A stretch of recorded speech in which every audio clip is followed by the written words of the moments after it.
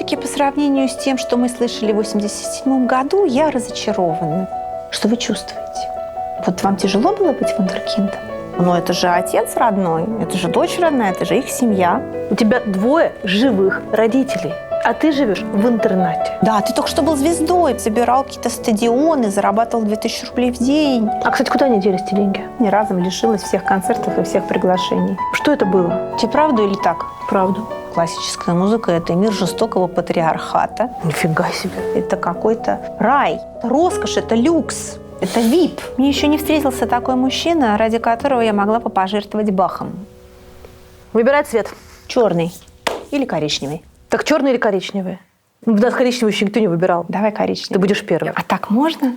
Ну, так можно. Давай.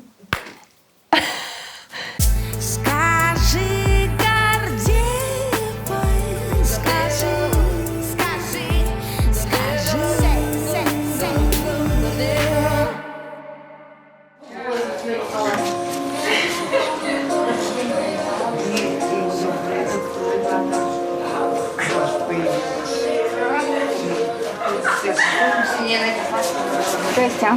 Здрасте. Проходите, пожалуйста.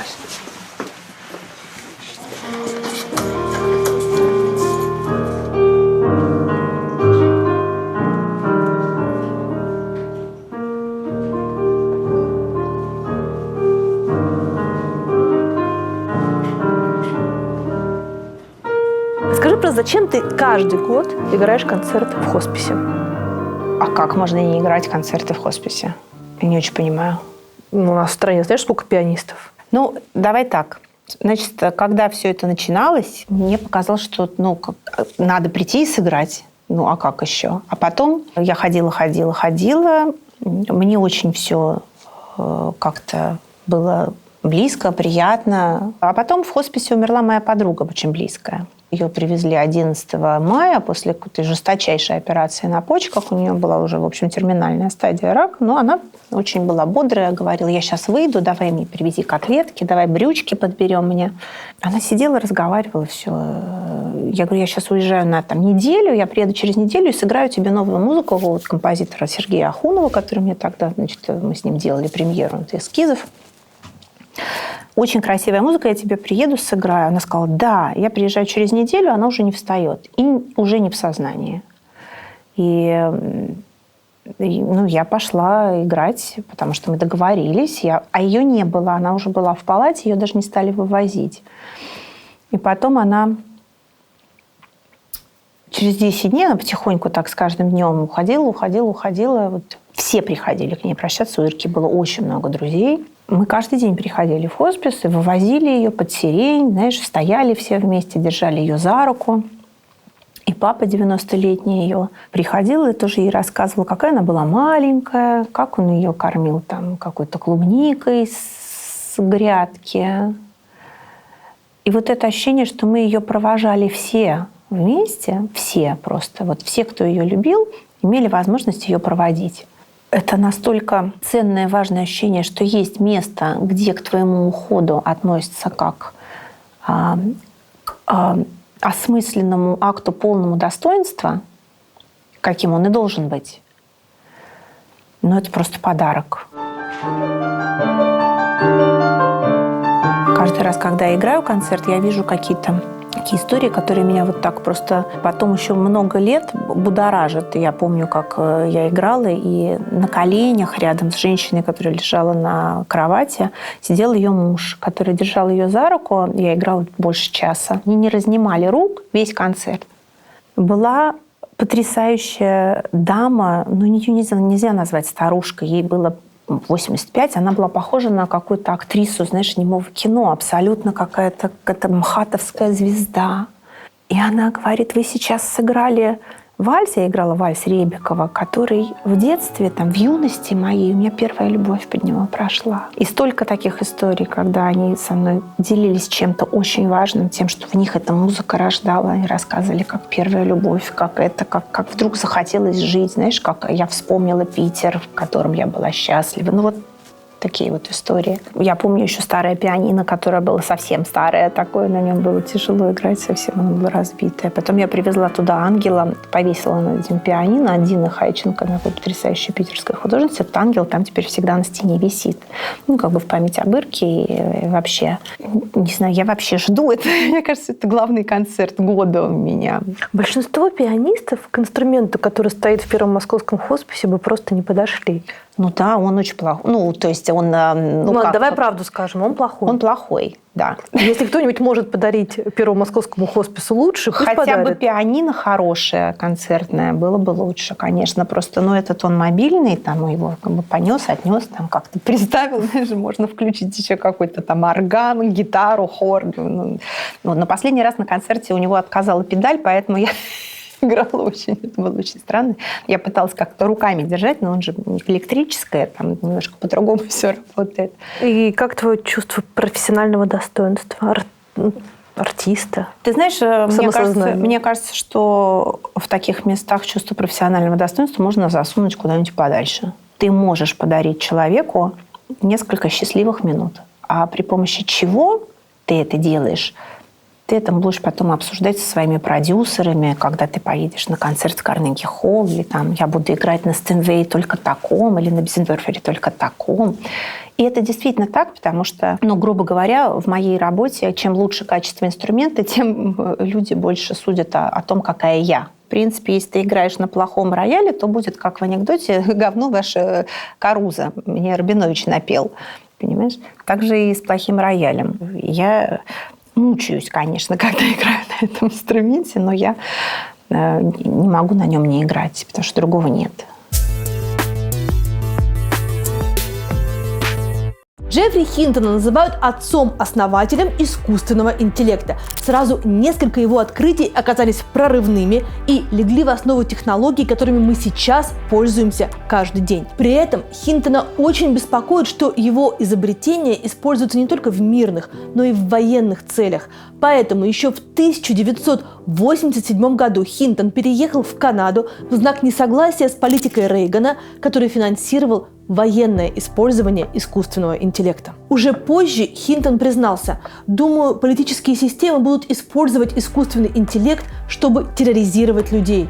А когда его прямо спросили: «Но почему же тогда Хинтон продолжает свои исследования?», он честно ответил: «Я могу привести банальные аргументы, но правда в том, что перспектива открытий слишком сладка». Сейчас Хинтон – ведущий ученый в команде Google Brain AI. И почти все достижения в области искусственного интеллекта за последнее время – улучшение изображения с низким разрешением, распознавание речи или технологии Google Translate – так или иначе связаны с его работой. Если вы тоже хотите развиваться в этом направлении и готовы сделать первый шаг, Нитология запустила бесплатный онлайн-курс Data Science – будущее для каждого. Там можно получить пошаговый гайд для старта, а преподаватели со стажем простыми словами объяснят сложное. Data Science, искусственный интеллект, нейронные сети и другие ключевые понятия. А еще каждый ученик выполнит реальную задачу специалиста по работе с данными, напишет свой первый код с помощью языка запросов SQL. И, возможно, избавиться от некоторых заблуждений и об этой сфере, и о себе. Например, что в IT все только пишут код и нет никакого места творчеству. Или что без математики там никак. Лучше во всем разобраться самому и сделать выбор. Переходим по ссылке в описании и регистрируемся на бесплатный курс Data Science «Будущее для каждого». А по промокоду «Скажи Гордеевой» получаем скидку 45% на платные курсы нитологии. Нитология – то, что не оставит вас прежним.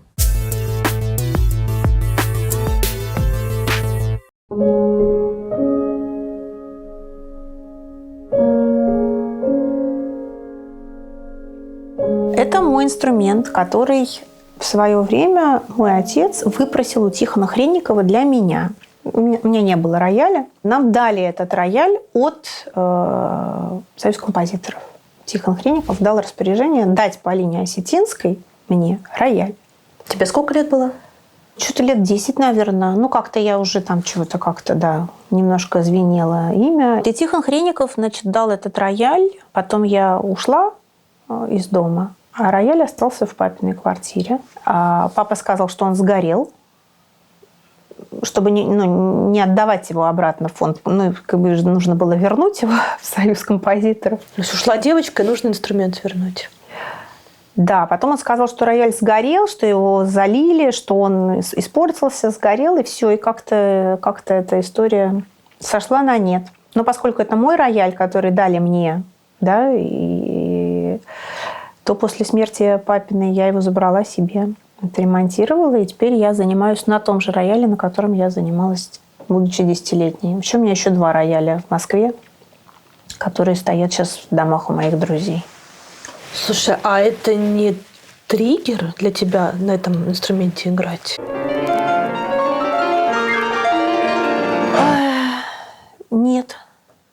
Нет, потому что... То есть ты ничего не вспоминаешь, что с ним было связано? Нет, и уже нет. Слушай, у меня столько уже с роялем, так сказать, после этого времени связано, и я на нем работаю. Вообще-то я же не могу бесконечно обсасывать в голове свои детские травмы. Это же путь в дурдом абсолютный. Но акт этот был символическим, конечно, когда я пришла после папиной смерти в квартиру и села за него и на нем играла. Это было, да, было такое. Обрадалась?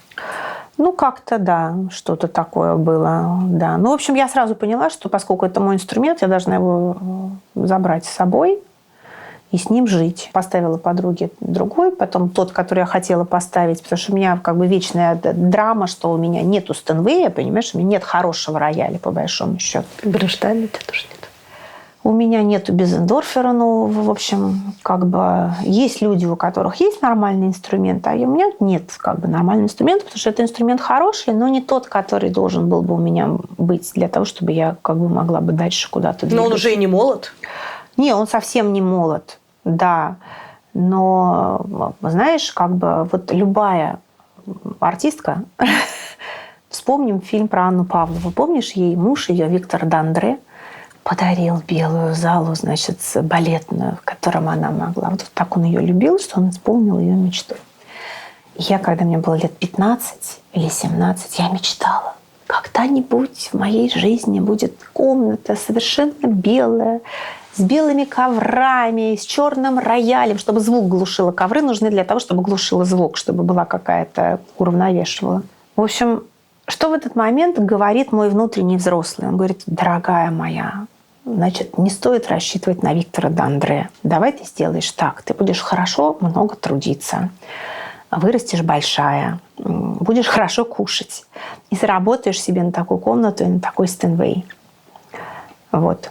Как-то не очень романтично, зато больше похоже на правду. Я специально, когда готовилась к интервью, пересматривала твои детские записи.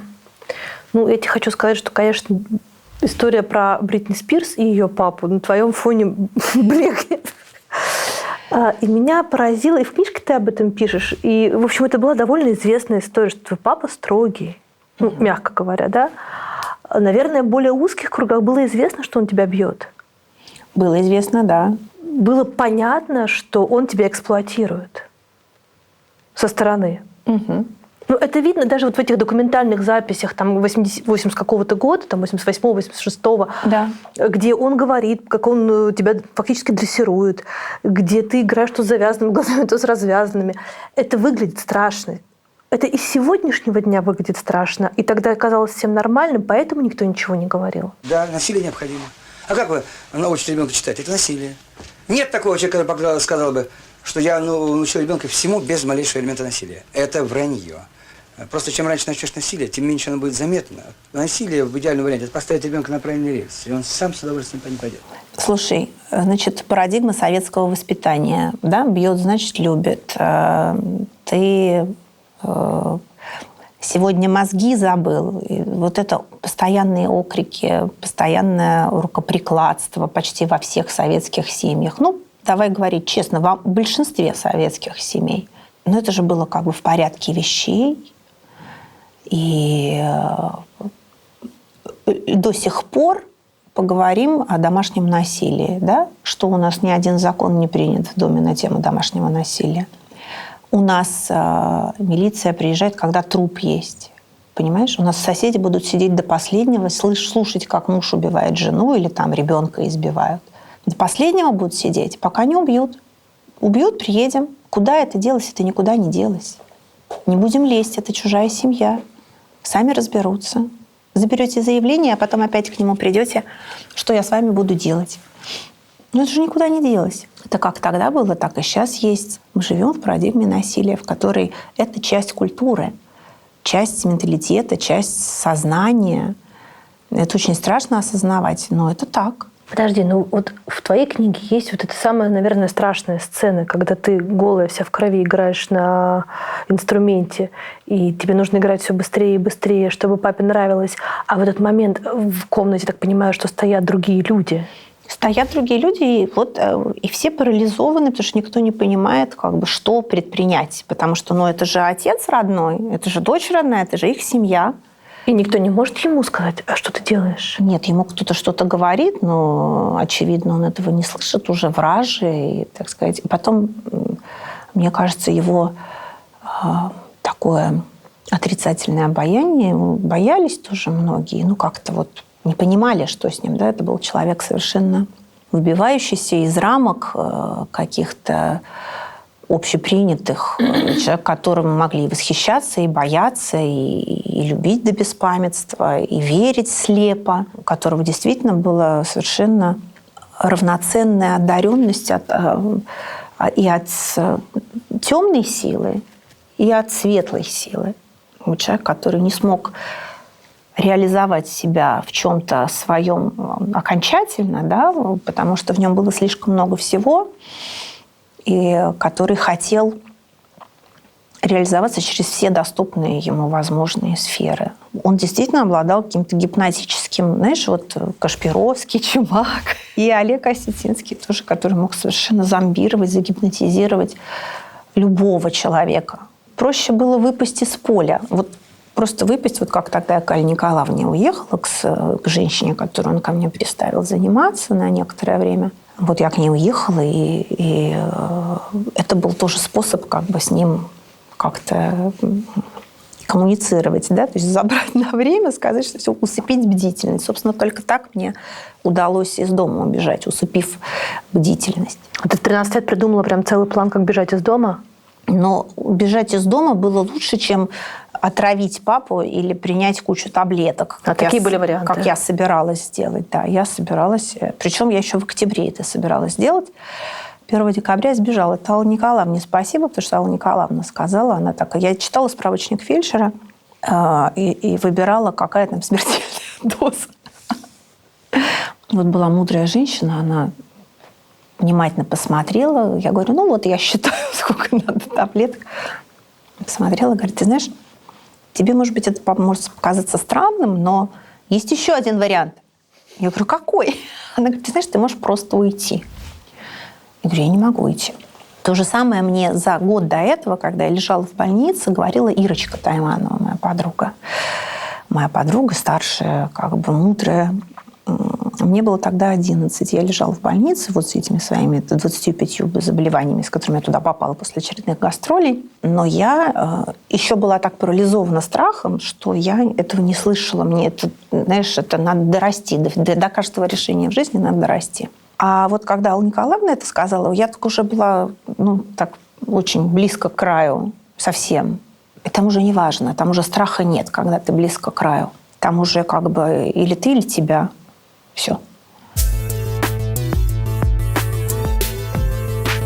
Мы на улице Гелеровского в Москве, а это доходный дом Солодовникова с очень интересной историей. Его построили в начале 20 века на деньги известного купца Гаврилы Солодовникова. Перед смертью он завещал больше 20 миллионов рублей на благотворительные цели, в том числе на строительство домов, дешевых квартир для бедных людей, одиноких и семейных. Согласно завещанию, плата за комнату в 5 квадратных аршин должна была составлять не больше 3 рублей в месяц. Это сильно ниже стандартных цен на жилье в то время. Дом построен в форме каре и состоит из 2 крыльев. Левое крыло предназначалось для семейных людей и называлось «красный ромб», правое – для одиноких. свободный гражданин. Для жилья эконом-класса той эпохи условия в доме Солодовникова были просто роскошными, особенно с учетом инфраструктуры комплекса, ведь на его территории располагались магазин, столовая, баня, прачечная, амбулатория и библиотека, а также ясли и детский сад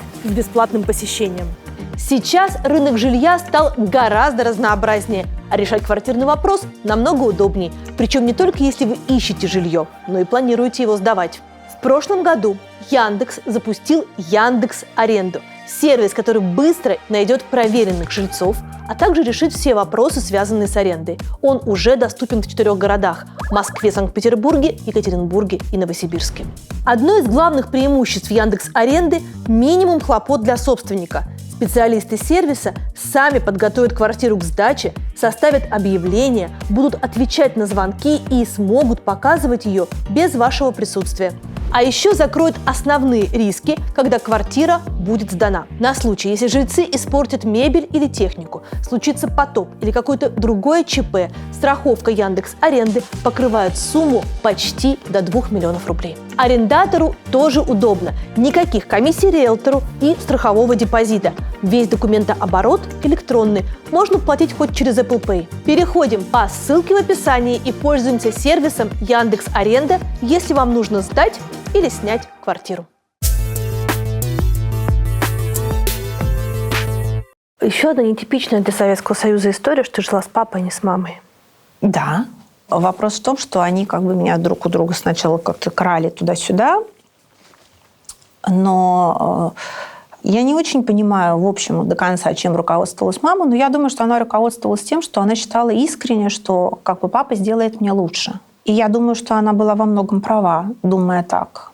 Потому что, сейчас так оценивая свою жизнь в обратной перспективе, я понимаю, что если бы не папа, очень многих вещей со мной бы не произошло.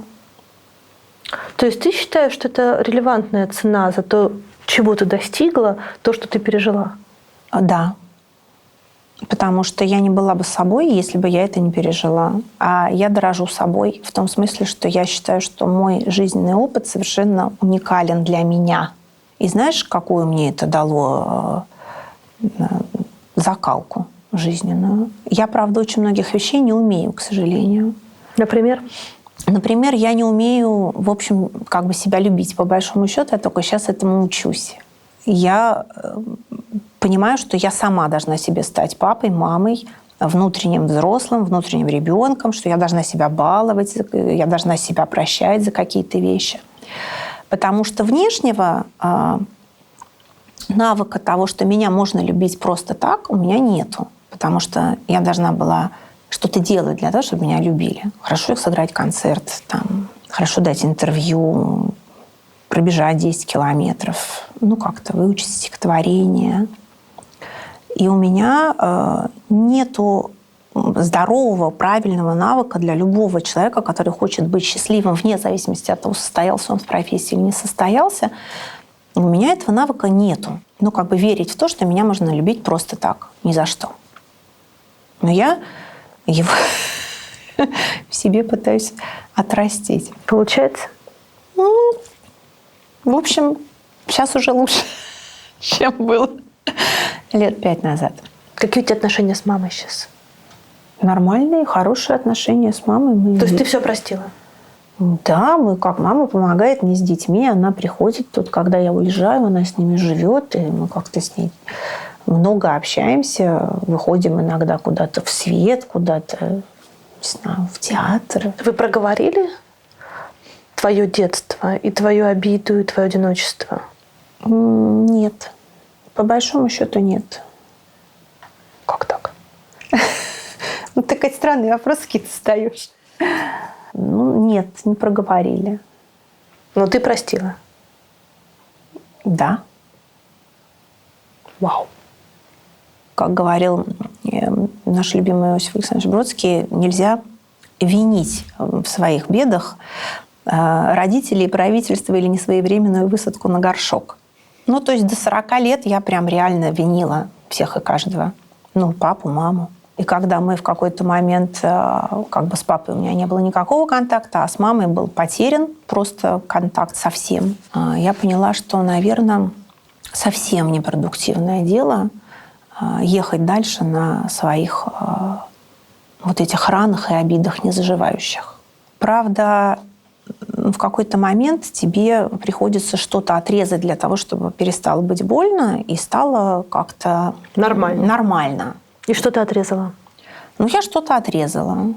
Ну, как бы я отрезала такое, знаешь, детское ожидание того, что тебя всегда, безусловно, поддержат, например, или там в любой твоей инициативе, или там всегда тебе рады. Ну, что такое? Ну, как бы, на самом деле, это ожидание любви. Постоянное ожидание любви. И если у тебя есть ощущение, что ты ее не получаешь или недополучаешь, ты чувствуешь себя обманутым, обиженным. И получается, что дальше ты едешь на эмоции обиды и какого-то, ну, вот этого трэша, который дальше тебя разрушает изнутри. Огромное, огромное одиночество. И что? Я укутываюсь в звуки. У меня есть одеяло. Я там прячусь. Расскажи мне, кто вот там? Леня Десятников перед своей московской премьерой симфонии «Зима священная». Это художник Шевченко. Я купила эту картину в «Розе Азура» когда-то. Наверху это моя обложка диска моего, Рахманинов, Прокофьев, красивая очень съемка. Это, поскольку там диск был про разрушающуюся красоту, ускользающую. Мария Каллас. Тут у меня представлена в нескольких вариантах. Вера Васильевна Горностаева, мой педагог в консерватории. Мария Каллас еще одна, в котором звучит фраза, это из газетных заголовок, который стал на долгие годы моим девизом. «My lonely world, a woman looking for her voice». Святослав Теофилович. Еще один Шевченко, это лыжники, это тоже его карандашный угольный рисунок. Это барахолка, блошиный рынок, просто какие-то собачки чудесные, которые... Это картина моей подруги Инны Царевой, которая прям... У меня несколько ее картин, все схватила. Вообще я в картины влюбляюсь и все время их скупаю. А ты с Рихтером прям знакома была? С Рихтером я была прям знакома, но я прям бегала за ним. Понимаешь, мне было 7, а он там убегал за кулисы, он же никогда не был длинный. Вот первая гримерка, такая самая важная, которая всегда все в большом БЗК, всегда все в этой гримерке. Он всегда брал дальнюю гримерку. Более того, он так волновался перед выходом на сцену, что он выходил из своего дома за 10 минут до концерта. Ему идти от Большой Бронной до БЗК 200 минут. Вот он как бы выходил без 10:07, приходил к 7, сразу выходил на сцену, играл и быстро-быстро уходил. Он не любил, когда кто-то к нему подходил за кулисы, вот этого всего не было. Но я помню, что я как вот собачка за ним, я бегала такой тенью, когда он уходил со сцены в эту дальнюю гримерку. За ним бежала вообще же. Я выросла в большом зале консерватории. Я там сидела каждый вечер на всех концертах. Еще жив директор, слава богу, дай бог ему еще многие лета. Человек, который был директором много лет большого зала, Владимир Евгеньевич Захаров. Он меня всегда сажал, у него был тогда кабинет, вот как по правой лестнице, если подниматься, здесь был мужской туалет всегда, а здесь вот кабинет, значит, Владимир Евгеньевич. Я к нему туда как к себе домой заходила, с 6 лет. Это папины дела? Папины дела, конечно. Вот это вот то, на чем я воспитывалась, на чем я росла. А кем бы был твой папа, если бы не было тебя? Он был бы сценаристом. Очень. Но он был кинематографистом, да? Да. Он считал, что он не реализован. Он считал, что он мог сделать больше. Он гораздо больше написал сценариев. В советские годы они все ложились на полку. Он очень много хотел снимать. С Роланом Быковым, с тем, с пятым, с десятым. В итоге его картины брали такие хорошие, крепкие режиссеры, у которых были, видимо, хорошие отношения с Госкино. И отец считал, что они портили его сценарий. Потому что «Звезда пенсионного счастья», она пошла по роли, в общем, по пути мелодрамы, да, такой, как бы, не настоящей трагедии русской истории. И что Михаил Ломоносов, который, на мой взгляд, все равно получился хорошим фильмом, но папа считал, что он там совсем не то. «Взлет» от Циолковском как-то так просвистел. И очень много проектов осталось на полке. Ну, в силу папиного характера, он же был такой драчун, очень любил со всеми поскандалить, рассказать всем, что я гений, а ты говно. Мне просто интересно, что ты, понимаешь, он для тебя выбрал музыку. Не фехтование, не горные лыжи. Но он же мечтал сам играть и не мог. Он утверждал, что это потому, что ему в школе сломали палец ударом парты. Вот. Но я думаю, что просто никто же не занимался, и, понимаешь, это осталось его нереализованной мечтой. Он не мог, где-то надо было начинать с самого раннего детства. Да? И вот он решил начать с самого раннего детства. Твоего? Моего, да, но у нас 3 сестры. Старшая Наталья, она занималась тоже музыкой, она была в ЦМШ, и она ушла чуть раньше от отца, она ушла в 11 лет, я почти в 13, она в 11. Поступив в ЦМШ, в общем, моментально, хотя она параллельно занималась теннисом, он тоже на нее ставил, она училась у Зверевой, которая воспитывала всех, и она делала большие успехи в теннисе, но и в музыке. Вот он так сумел с ней заниматься, что она поступила в ЦМШ. Она закончила ЦМШ, больше никогда музыкой не занималась. Она любит эти иногда для себя как-то посидеть. Вот. Потом еще у нас есть средняя сестра Маша, которую отец, в общем, видел как-то сначала, последний раз, когда было 8 месяцев, а потом уже, когда было 17 лет, когда он пришел к ней меня искать, когда я сбежала из дома. Вот Маша сейчас подала в суд на наследство на нас, на всех. Хотя наследство завещено все младшему брату, младшему брату.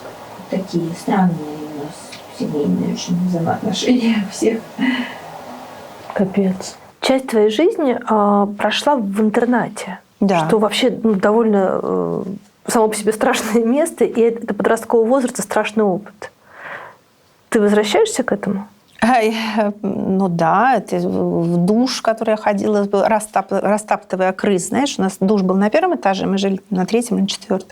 Была такая лестница страшная, такой облезлый кафель какой-то, желтый какой-то. Это все, он же был общий, там не дверок в этом душе. Вот я сейчас вспоминаю. Душ просто разделенный. Девочки ходили мыться, и мальчики. Там надо было договориться с воспитателями. Никакого прайваси, да, понимаешь? Стоишь, как в бане. И еще надо было растаптывать ногами крыс, потому что они там внизу впадают. Это же подвал, 1-й этаж, они же там бегали без конца. И вот мы шли и стучали палками или тапками, чтобы крыс распихивать. А 2 часа ночи. Тебе очень хочется есть. Это середина 90-х годов. Все по карточкам, ничего нету. Начало 90-х годов. Есть только белый хлеб, сухари, чай и сахар. А еды нет. И есть мальчики, у которых родители на Дальнем Востоке живут, и им присылают икру. Какую икру, я тебя умоляю? Сайра какая-нибудь, там скумбрия, кильки, бычки в томате. И ты идешь на 4-й этаж к мальчикам в 2 часа ночи, стучишься в дверь, говоришь, продай банку сайры. И тебе продают там за сколько-то там рублей. А откуда у тебя деньги?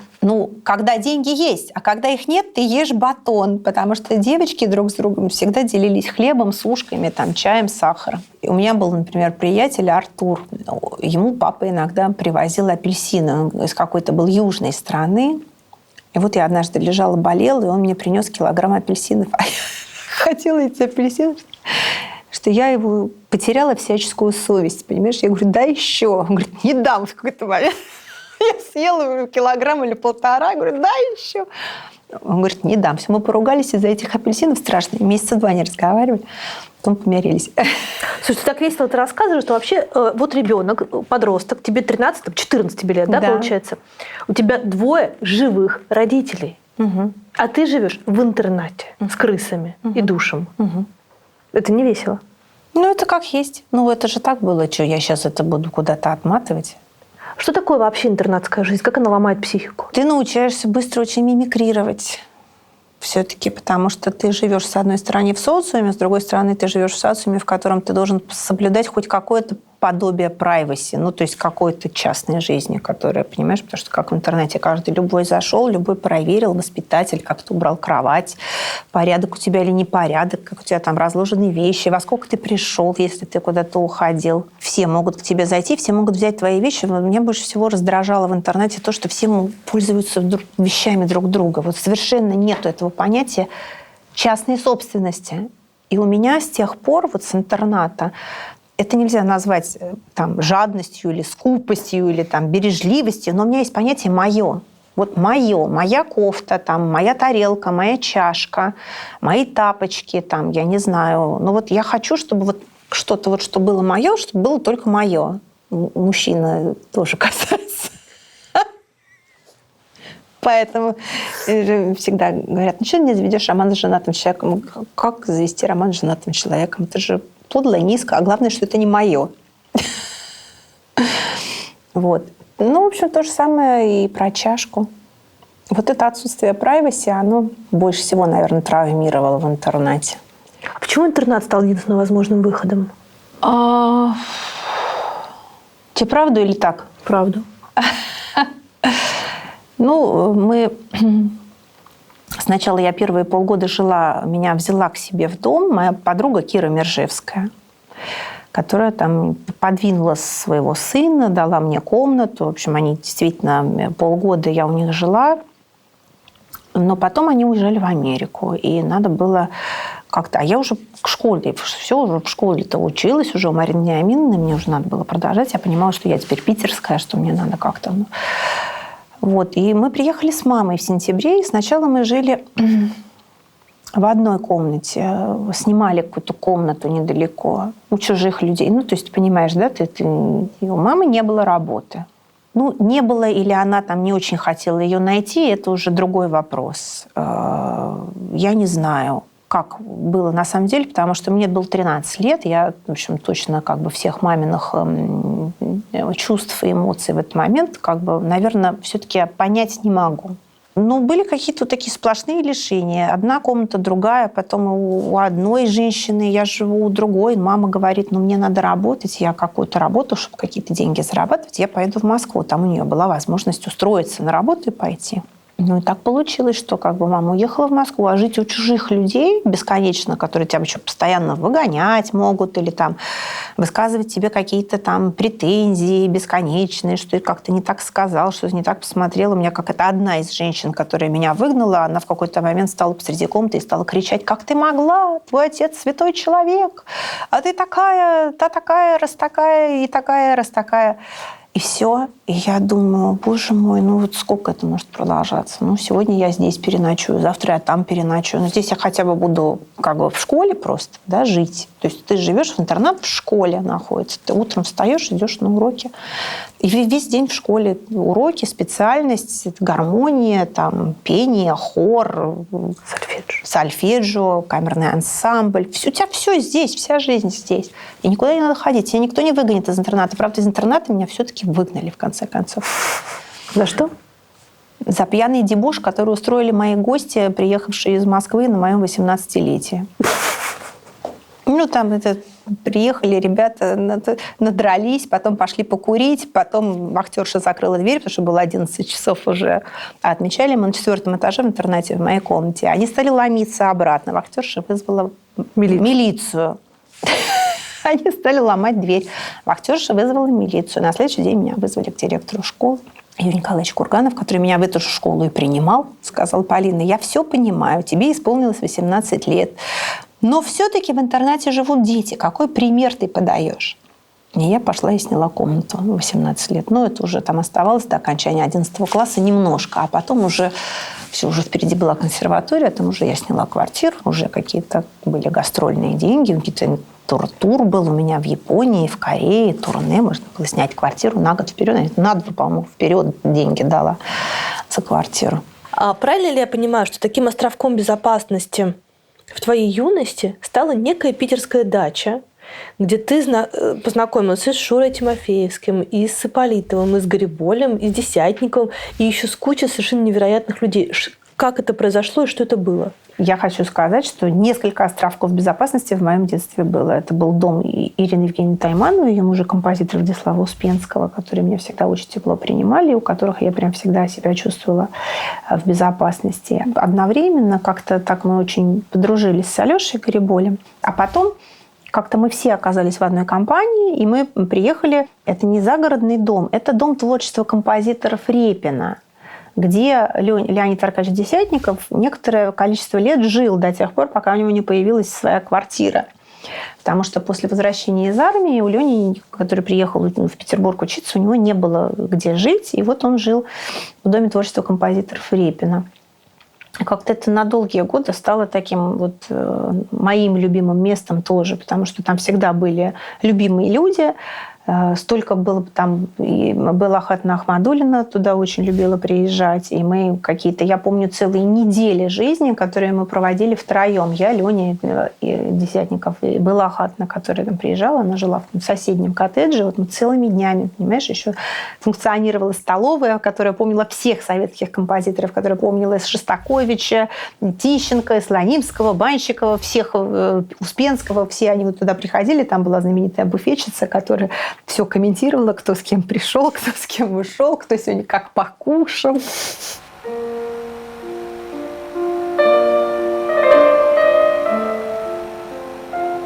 Еще все были живы.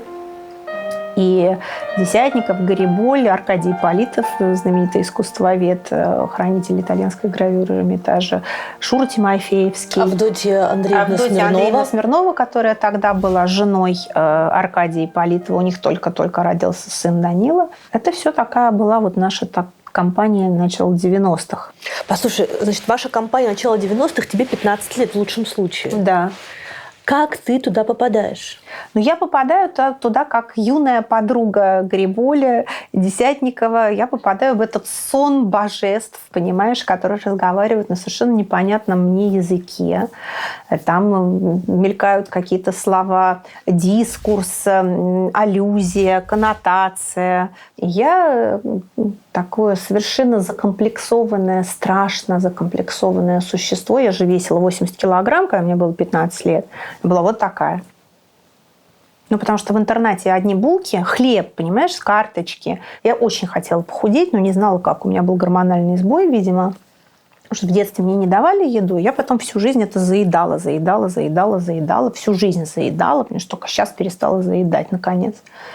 А тогда просто очень хотелось есть, и поэтому 80 килограмм. И я вот такая смотрю на этих людей прекрасных, понимаешь? Они говорят об итальянской гравюре, о Бриттоне, понимаешь, о политональных наложениях, о дискурсе. Ну, Бриттон, ты могла хотя бы из музыкальной литературы знать. Да нет, ну, понимаешь, в 14 лет десятилетки ты как бы у тебя Бах, Шопен, Моцарт, этюды, гаммы, там, Скрябин, ну, хорошо, Скрябин, ну, Дебюсси, ну, Равель, ну, как бы Бриттон, это уже, знаешь, это вот Рихтер тогда занимался Бриттоном, он стоит. Святослав Теофилович. И, конечно, я, как существо с чудовищными комплексами, начала как бы это все как-то стараться тянуться, как-то соответствовать немножко, ну, как-то учиться, что-то читать, чего-то как-то образовываться.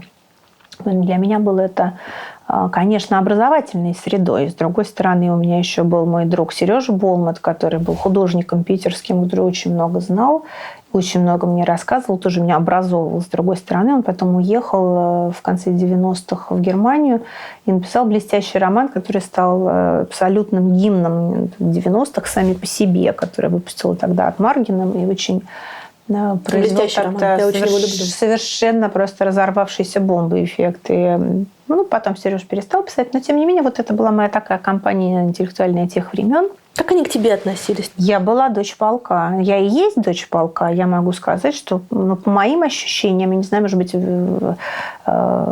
Шуры не стало в прошлом году.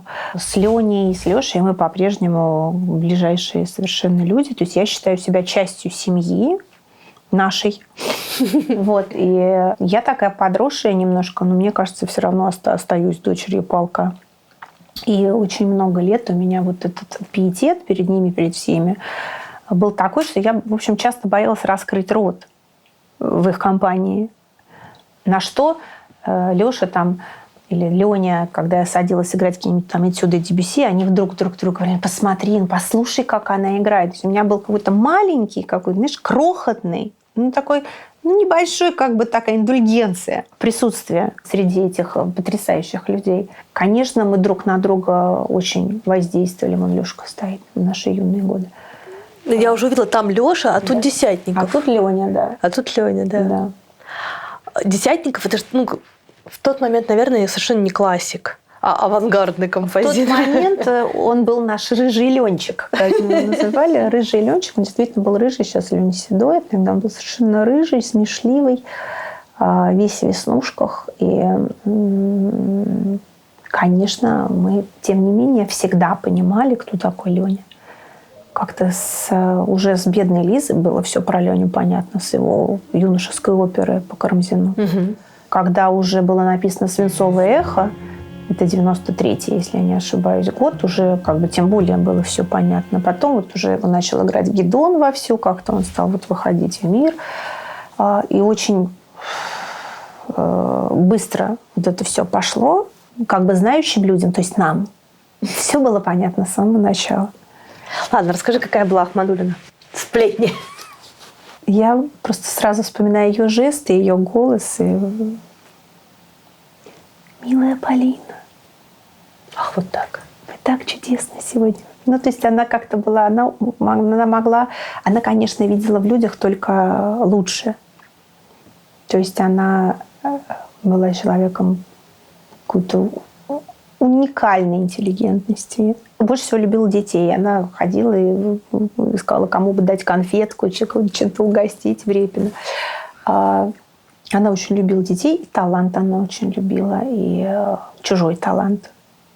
И всячески его воспевала. И вот так был у нас легендарный концерт Лешина 30-летие Гариболи, на котором мы все играли. Олег Ведерников играл. Белла Ахатовна читала стихи свои, посвятила Леше какое-то исполнение своего стихотворения. Мне кажется, что это привилегия, то, что я имела возможность быть рядом с такими людьми. Я ведь такой привилегией в детстве обладала, потому что у меня, я с такими людьми была знакома через отца, которые приходили в наш дом, понимаешь, лучшие люди. Конечно, как-то я была с очень многими на коротке как-то, вблизи совсем. Ну и вот в этот период становления тоже касалось. Вот я сегодня играю в Пушкинском музее в Белом зале, который как бы исторически, это белые декабрьские вечера, Рихтер. И я сегодня утром вспомнила, что я выступала на декабрьских вечерах последний раз в 99 году с Беллой Ахмадуллиной. Был наш концерт Лёша, я и Белла Ахатовна. А они тебя отогрели? Вот ты у них отогрелась вот в этом Репино?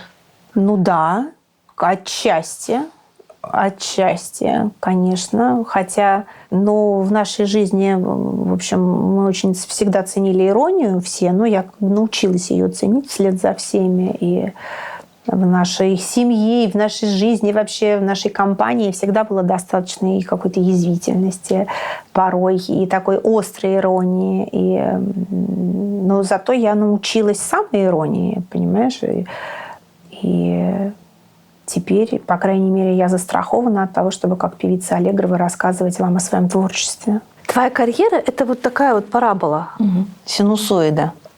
Вот тут парабола, а так сюда в комплексе синусоида. Спасибо. Вот сейчас вся моя математическая школа, значит, на меня посмотрела с сожалением. Это просто я-то в математике еще хуже. Ну, ты знаешь синусоиду. В общем, вот так. Да. То есть был момент абсолютного пика, когда ты была ребенком с завязанными глазами, потом было какой-то... Момент абсолютного забвения. И потом ты вернулась. Вот этот момент забвения, это же какая-то тот момент, когда ты пытаешься самой себе доказать, что тот вундеркинд, который играет под папин счет, он без папы тоже существует? Или что это было? Это был ужас, Катя. Это был ужас. Потому что все помнят, какой ты была ребенком. И все мешают свои чувства от умиления, от того, что испытывает всякий нормальный человек, когда видит ребеночка в розовом платье, который что-то делает, понимаешь? И все такие... А потом проходит время, выходит взрослая, там, может быть, прыщавая, толстая девочка, понимаешь, которая уже совсем не похожа на вот это существо эльфа в розовом платье. И все такие, понятно, мы так и знали, что из нее может получиться без папы, понимаешь? Вот. Жить ежедневно, ежеминутно в ощущении того, что тебя постоянно сравнивают с тобой, 2-летней давности, 3-летней давности, тебя постоянно оценивают, что постоянно вот у тебя за спиной говорят, выйдет из нее что-нибудь или не выйдет. Я тебе хочу сказать, что многие люди так до сих пор делают. Да, я сейчас съездила в Тбилиси первый раз за 35 лет. Я играла в оперном театре Тбилиси в 86 или 87 году. свисают просто люди с балконов гроздьями в этом оперном театре. И вот я приехала, сыграла концерт 2 в Грузии спустя 35 лет. Ну и как-то в основном какие-то нормальные отклики, но все-таки кто-то пишет. Но все-таки по сравнению с тем, что мы слышали в 1987 году, я разочарована. Типа я ждала большего. Не получилось из нее там большого музыканта. Ну, она подавала больше надежд, девочка. Каждый день своей жизни я с этим сталкиваюсь. Кошмар. Как ты относишься вообще к детским конкурсам? По большому счету я к ним отношусь очень плохо, потому что я считаю, что это эксплуатация детей на потребу взрослых. Для их развлечения и такого вот немножко, как в цирке. Это большой бизнес, который существует по своим законам и который привел к тому, что в нашей, по крайней мере, сфере, в сфере классической музыки, эта система действует от самого раннего возраста до того момента, когда человек уже переходит вот в такую возрастную категорию, как я, например. Да? Когда каждый год появляются какие-то новые молодые ребята, таланты, их берут в обойму. И вот так вот, знаешь, 3-4 года, 5 вот так вот катают со страшной силой.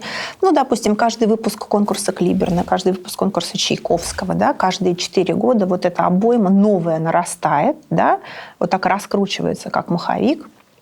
А потом они вот так вот, их маховик-то, он же вперед идет, да, они вот так все дальше.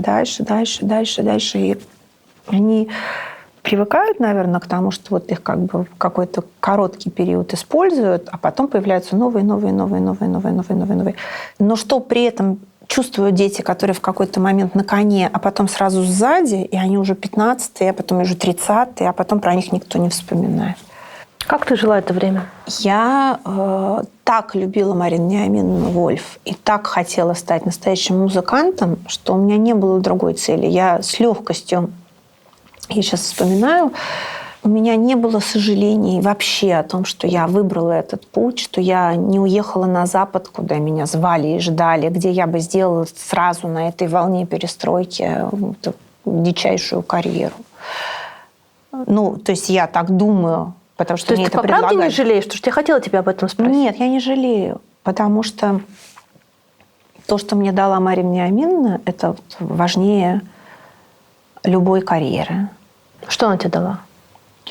Во-первых, она меня любила.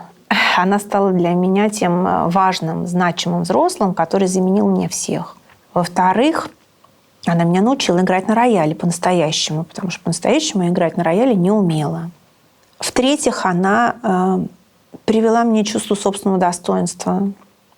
Она ненавидела стукачей, она ненавидела тех, кто лебезит перед начальством. Она вот эту всю шваль КГБшную, понимаешь, нашу совковую, всегда обходила стороной. Вот так вот, на другую сторону улицы.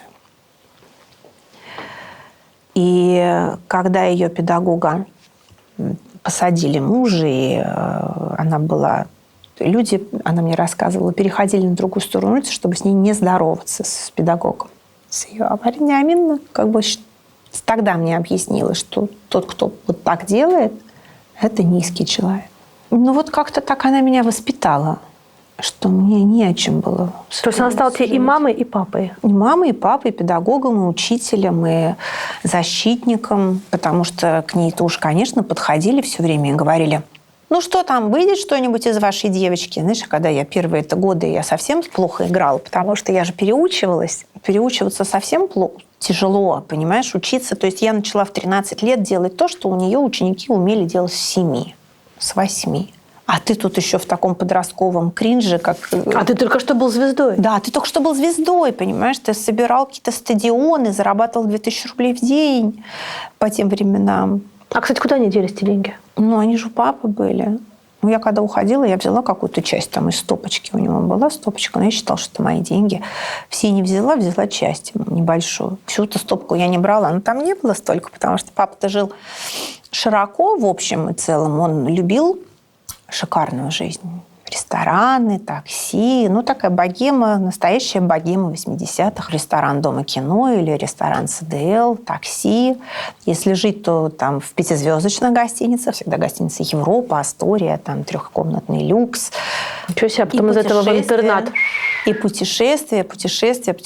Вот то, что я взяла от папы, это страсть к путешествиям. Я таскаю своих детей при первой возможности вообще, как только куда-нибудь поехать. И мои сейчас мне говорят: мам, ну когда уже в Париж, мам, ну поехали, давай. Только обязательно пятизвездочное ателье. Я про себя думаю, в дедушку пошли. В дедушку, да. Ты можешь сыграть что-то про себя? Это не важно, кто это будет там. Да, давай, конечно. Сыграешь? Да. Что это будет? Это будет Рамо. Часть из сюиты ре минорной, которая называется «Беседа мус». О, да. А Да? ничего себе, ты тоже катишься в преисподнюю. Я давно уже в ней, Катя. Рамо — это композитор, который Я глубоко всегда заставляет трагический меня плакать. художник.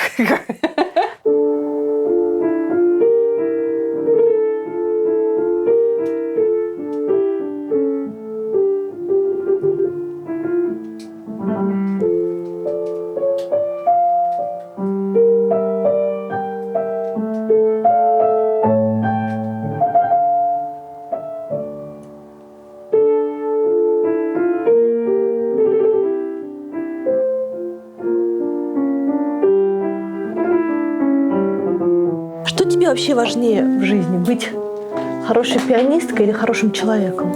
А почему надо такой выбор делать? Почему нельзя быть и тем, и другим? Почему? Почему обязательно надо делать выбор? Любовь или семья?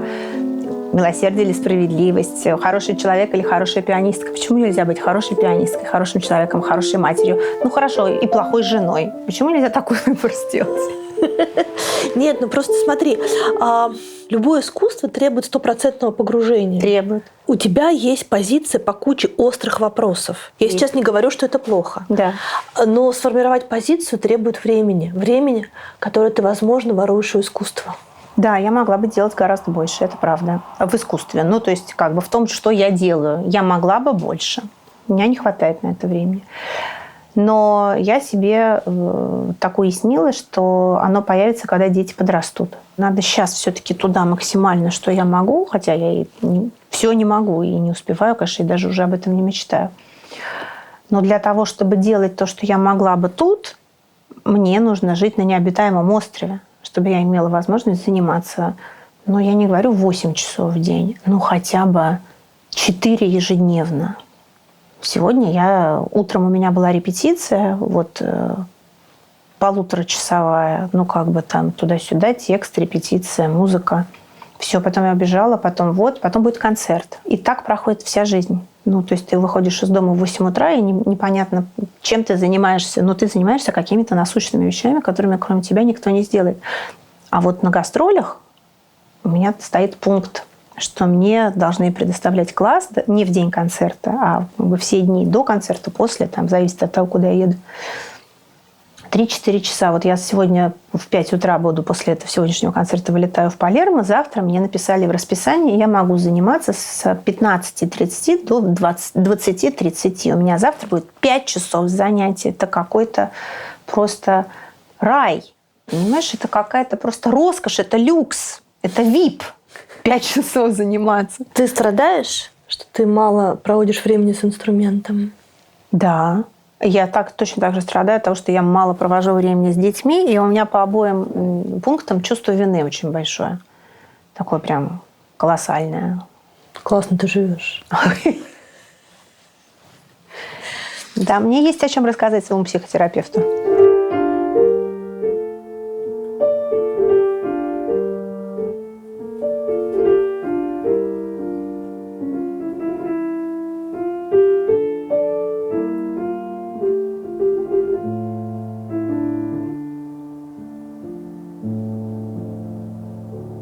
Почему эта музыка про тебя? Потому что она про то, что ничего нет важнее искусства в жизни. Так вот этот момент вот тут Да. вот. То есть ты помнишь себя вот здесь, ты переучиваешься играть, ты в себя сама веришь? Нет. Ну, то есть я верю. где-то там очень глубоко, где-то так далеко. Но я пахала как вол. Ну, я уходила из интерната, брала класс и занималась всю ночь напролет. Так 3 суток я провела однажды. Почему? Очень хотелось доказать всем, что я могу. Очень хотелось доказать. Вот. Потому что ходить ежедневно вот под этими сочувственными взглядами, понимаешь? Так вот после какого-нибудь зачета, экзамена так отводили глаза. Ну, понятно, да. Ну, может быть, еще что-то не все потеряно. Что ты не бросила? Я очень любила Марину Вениаминовну и не могла. Она так на меня наехала однажды, когда я перестала заниматься. Ну, как-то там я 15 лет, знаешь, что-то там я... Она говорит, значит так, я на тебя угробила сейчас уже на данный момент типа 2 года жизни, сколько-то реально она угробила. Там, я падала уже под рояль, потому что она меня поднимала, сажала и говорила, давай. Значит, вот если ты сейчас бросаешь заниматься и уходишь, и вот так, не занимаешься и ведешь себя вот так вот, как ты сейчас себя ведешь, то ты мне больше на глаза не появляйся. Я просто тебя видеть не хочу.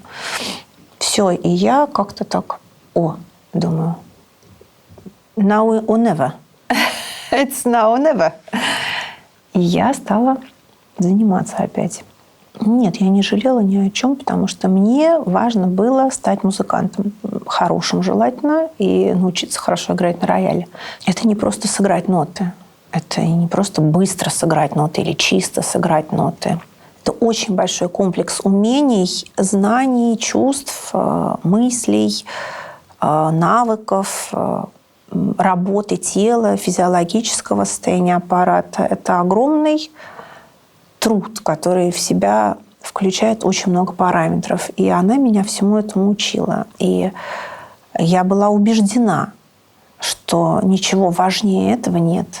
Чувствовала ли ты себя, уйдя от отца, знаешь, таким Гарри Поттером мира искусства? То есть мальчик со шрамом на лбу. Какое интересное сравнение. Но еще больше меня знают не в лицо, а в полоску. Ой, да. Ты помнишь, у меня Вот это было вот фигня, да. Да. Вот когда не помнили, вот срабатывает девочка с полоской и фамилия.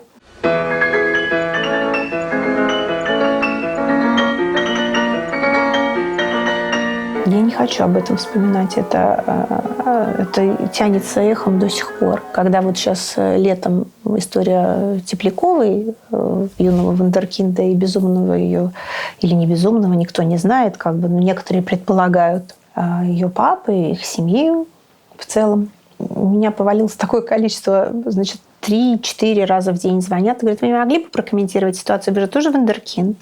До сих пор. Вот известные вундеркинды Советского Союза. Ты уже мог там трижды родить, женить, выпустить, понимаешь, сделать, сыграть, я не знаю, 500 томов музыки, 4 книжки написать. Люди тебя спрашивают до сих пор, каково тебе жилось вундеркиндом. Что вы чувствуете? Вот вам тяжело было быть вундеркиндом? А что вы думаете, вот Алиса Теплякова, она вундеркинд?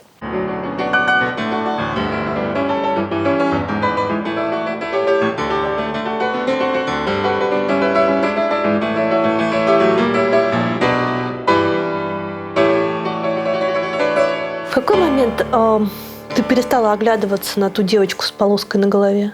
Ты имеешь в виду ту девочку, которая была в сознании людей или которая жила внутри меня? Потому что та девочка, которая жила внутри меня и очень многого недополучила тогда, она живет во мне каждый день, и я ей сейчас пытаюсь все это додать. То есть еще не отпустила? Нет, я только в процессе формирования вот этой устойчивой связи внутри себя самой, внутренний ребенок, внутренний взрослый. И я эту связь очень как-то, во-первых, как бы оберегаю от внешнего мира, во-вторых, я ее пытаюсь укрепить для того, чтобы иметь возможность всегда, вне зависимости от любой жизненной ситуации, быть способной это внутри себя скомпенсировать. Потому что я знаю, что у меня, в общем, нет человека, который меня там пожалеет, приголубит, обнимет и скажет, ты вообще лучше всех и так далее. Ты сама себя жалеешь? Жалость не очень продуктивная. То есть это не продуктивное чувство, оно разрушающее чувство. Но мне бывает грустно, мне бывает больно, мне бывает очень не по себе. В этот момент я, как внутренний взрослый, говорю: а сейчас пойдем, деточка, я куплю тебе шоколадку.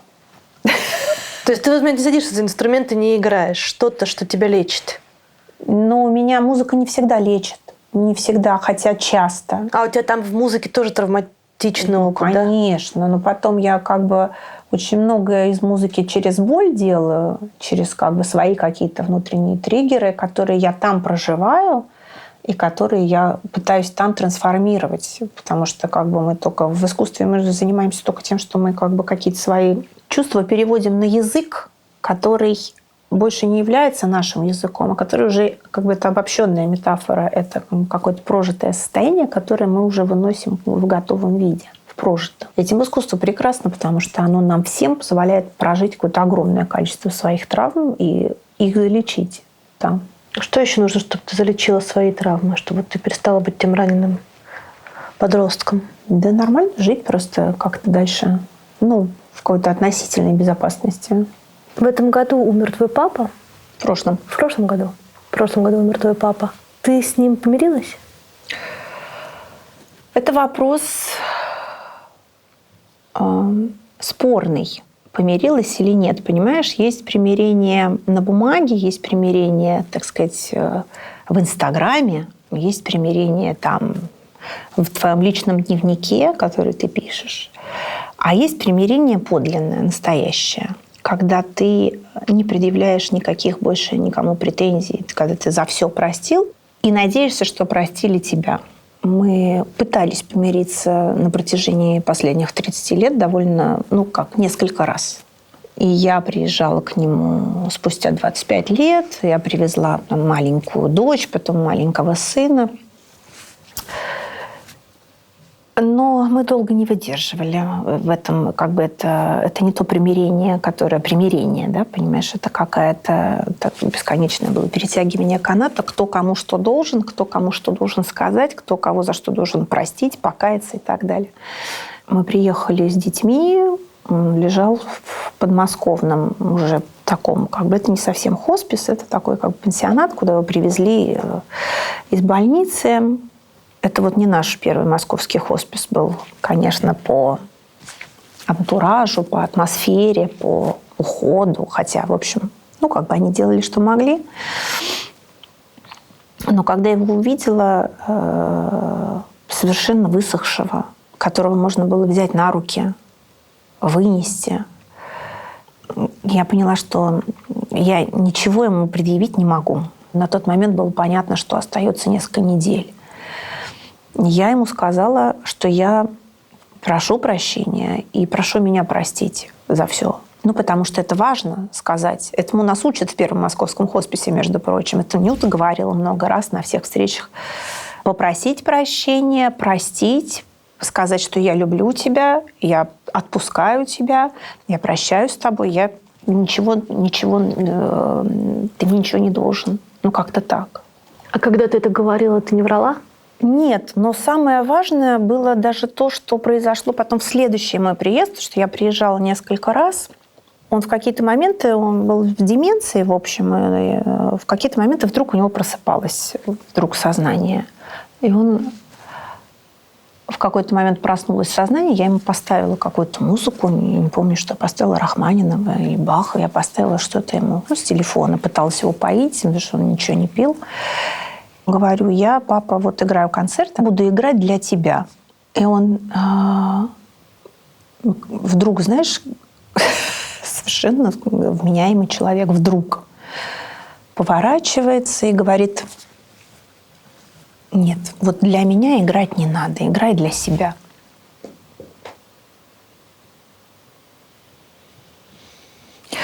А там за час до этого он кричал, вопил там что-то на докторов, на медсестер.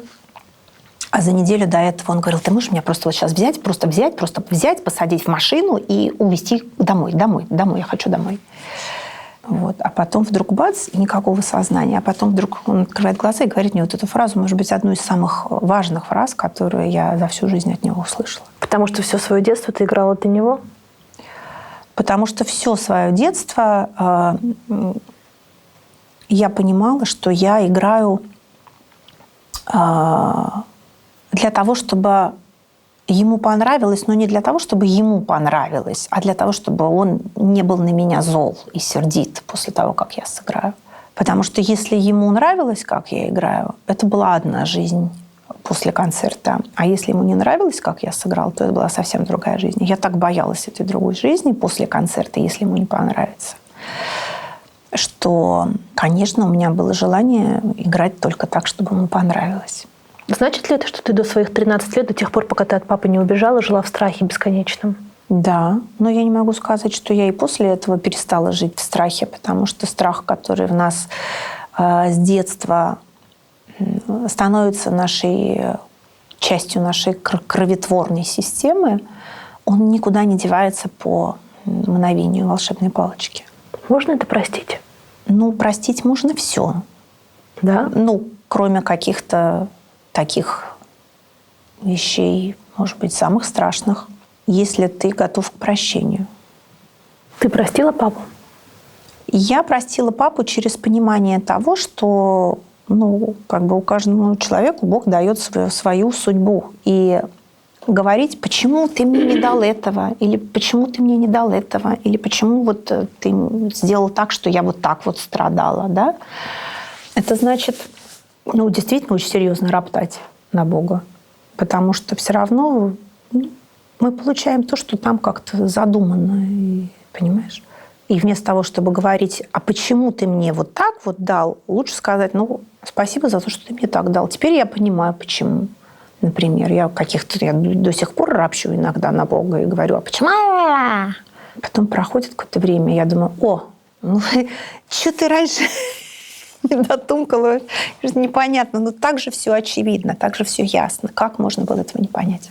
А в какой момент так вышло, что ты стала очень верующим человеком? В какой-то момент это совпало с каким-то моим очередным любовным разочарованием.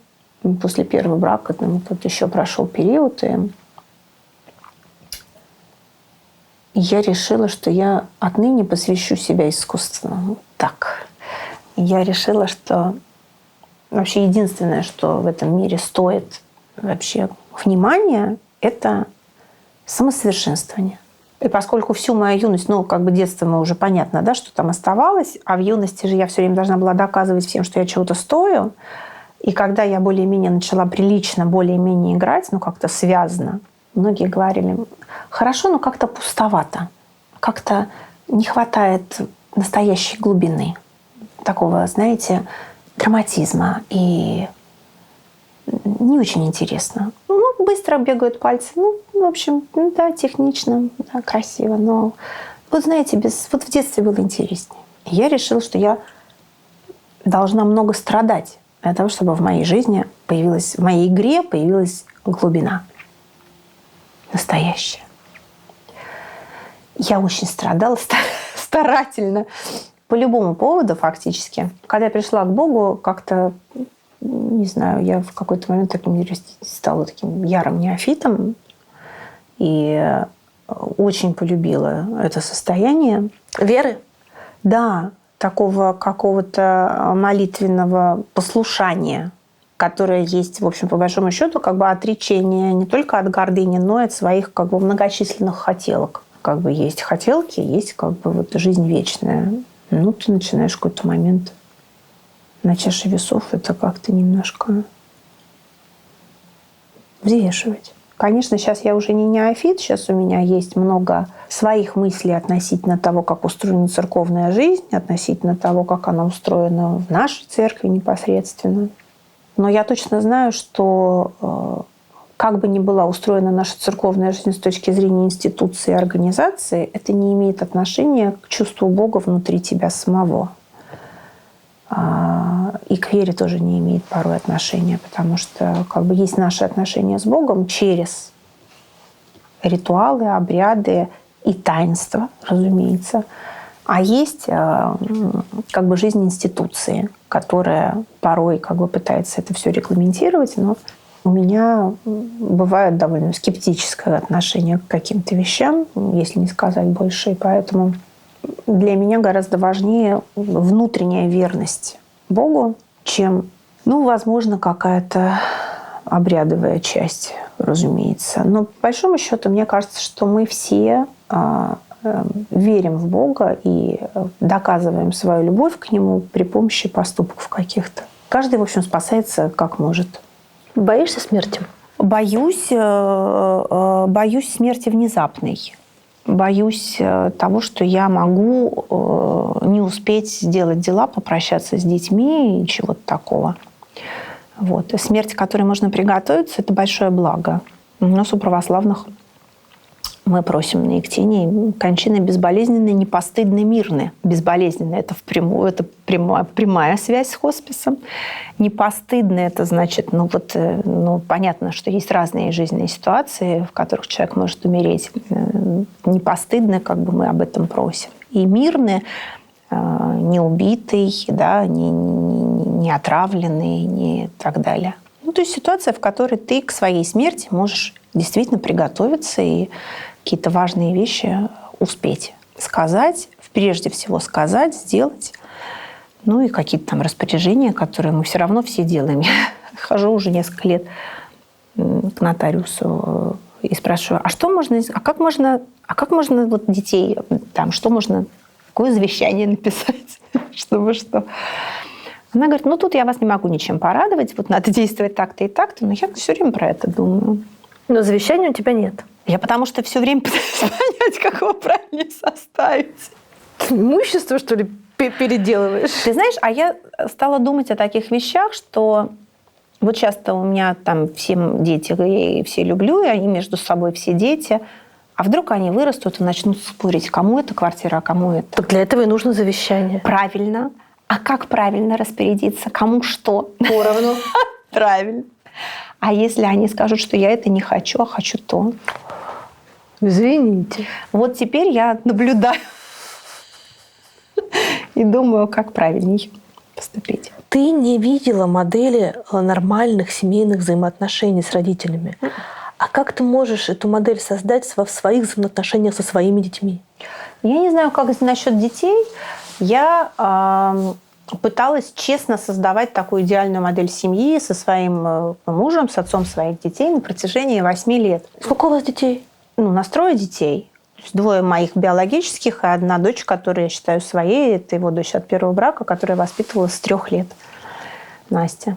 Я могу сказать, что, как мне кажется, я со своей стороны делала все для того, чтобы какую-то картинку, не знаю, модель того, что у нас есть идеальная семья, поддерживать. Но не получилось. Там сейчас по множеству разных... неважно. Не будем сейчас это обсуждать. Но я старалась сделать так, как я думала, что будет лучше. Это не воспроизводило твои отношения с твоим папой? Это не могло воспроизводить отношения с моим папой, потому что это немножко обратная ситуация. Скорее, я могла бы выбрать мужа, похожего на папу, и его реакции могли бы быть похожими на папу, потому что мы прекрасно все знаем из Фрейда. Так я про это и говорила, да. Про то, что мы выбираем что все равно отец – это фигура мужчины на всю оставшуюся жизнь. В моей голове существует такой образ отца, что это всегда какая-то безусловная любовь, безусловная поддержка, безусловное принятие. Ты моя принцесса, ты моя вообще... Откуда ты такой образ взяла? Я не знаю. Мне так рассказывали некоторые люди, у которых такие были отцы. И кроме того, мне повезло, у меня есть пара таких друзей, таких отцов. И я как-то всегда страшно реагирую на мужчин, которые хорошие отцы. У меня какой-то триггер срабатывает мой внутренний. И я потом поняла, что я долгие годы на мужчин смотрела с этой точки зрения. То есть я не выбирала себе мужа или мужчину, а я смотрела на то, какой он отец. Это был для меня первый какой-то важный такой момент. То есть тебе важно было исправить свою память о том, какая бывает семья? Тебе важно было иметь другой Да, опыт? У меня есть ощущение, что я сама себе пыталась доказать, что у меня все будет по-другому. И действительно у нас были какие-то там счастливые моменты, счастливые годы, и счастливые какие-то события, было много хорошего. Но все хорошо все равно не получилось. Так бывает у всех. Хорошо, что сын у меня родился. Он появился на свет, когда мы разошлись. Я взяла Сашу, ушла с чемоданами из дома.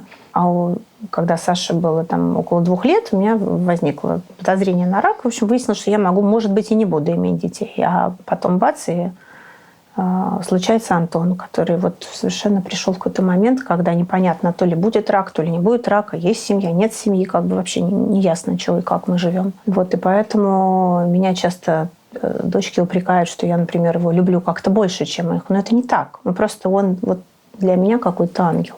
А ты рака испугалась? Я очень испугалась, потому что Саша был 1 год и 10. И о чем ты подумала? Я подумала, что сейчас да, конечно, я думаю, что сейчас как я умру, а у меня ребенок останется вот маленький, сиротой. Но потом я там обошла всех врачей и стала это все сдавать, и как-то... И меня так успокоили. Да не умрешь ты, сказал мне какой-то врач. Да я тебя умоляю, ну умрет она, посмотрите на нее, да все будет нормально. И она как-то так... Я думала, ой, ну, наверное, да. Вот, но когда я пришла к мужу, мы шли в какое-то кино, я как раз только узнала, что вот такая вот эта история. Я пришла с черным лицом таким. Он говорит, да что такое? Я представляю себе лицо человека, которому ты можешь так в лицо сказать. Знаешь, кажется, я скоро умру. Вот. Ну, нет, как-то все это потом, слава богу, как-то рассосалось. Потом родился Антон, мне сделали операцию в Блохина, и как-то вот сижу. И вы разошлись все равно? Мы все равно разошлись, да. Это тебя очень сильно ранило? То, что такой длинный опыт, и все равно оказался, ну, не тем, что ты искала. Ты все равно себя чувствуешь в этот момент неудачником. Конечно, да. Потому что ты хотел вот такую сделать обертку, красивую сказочку такую.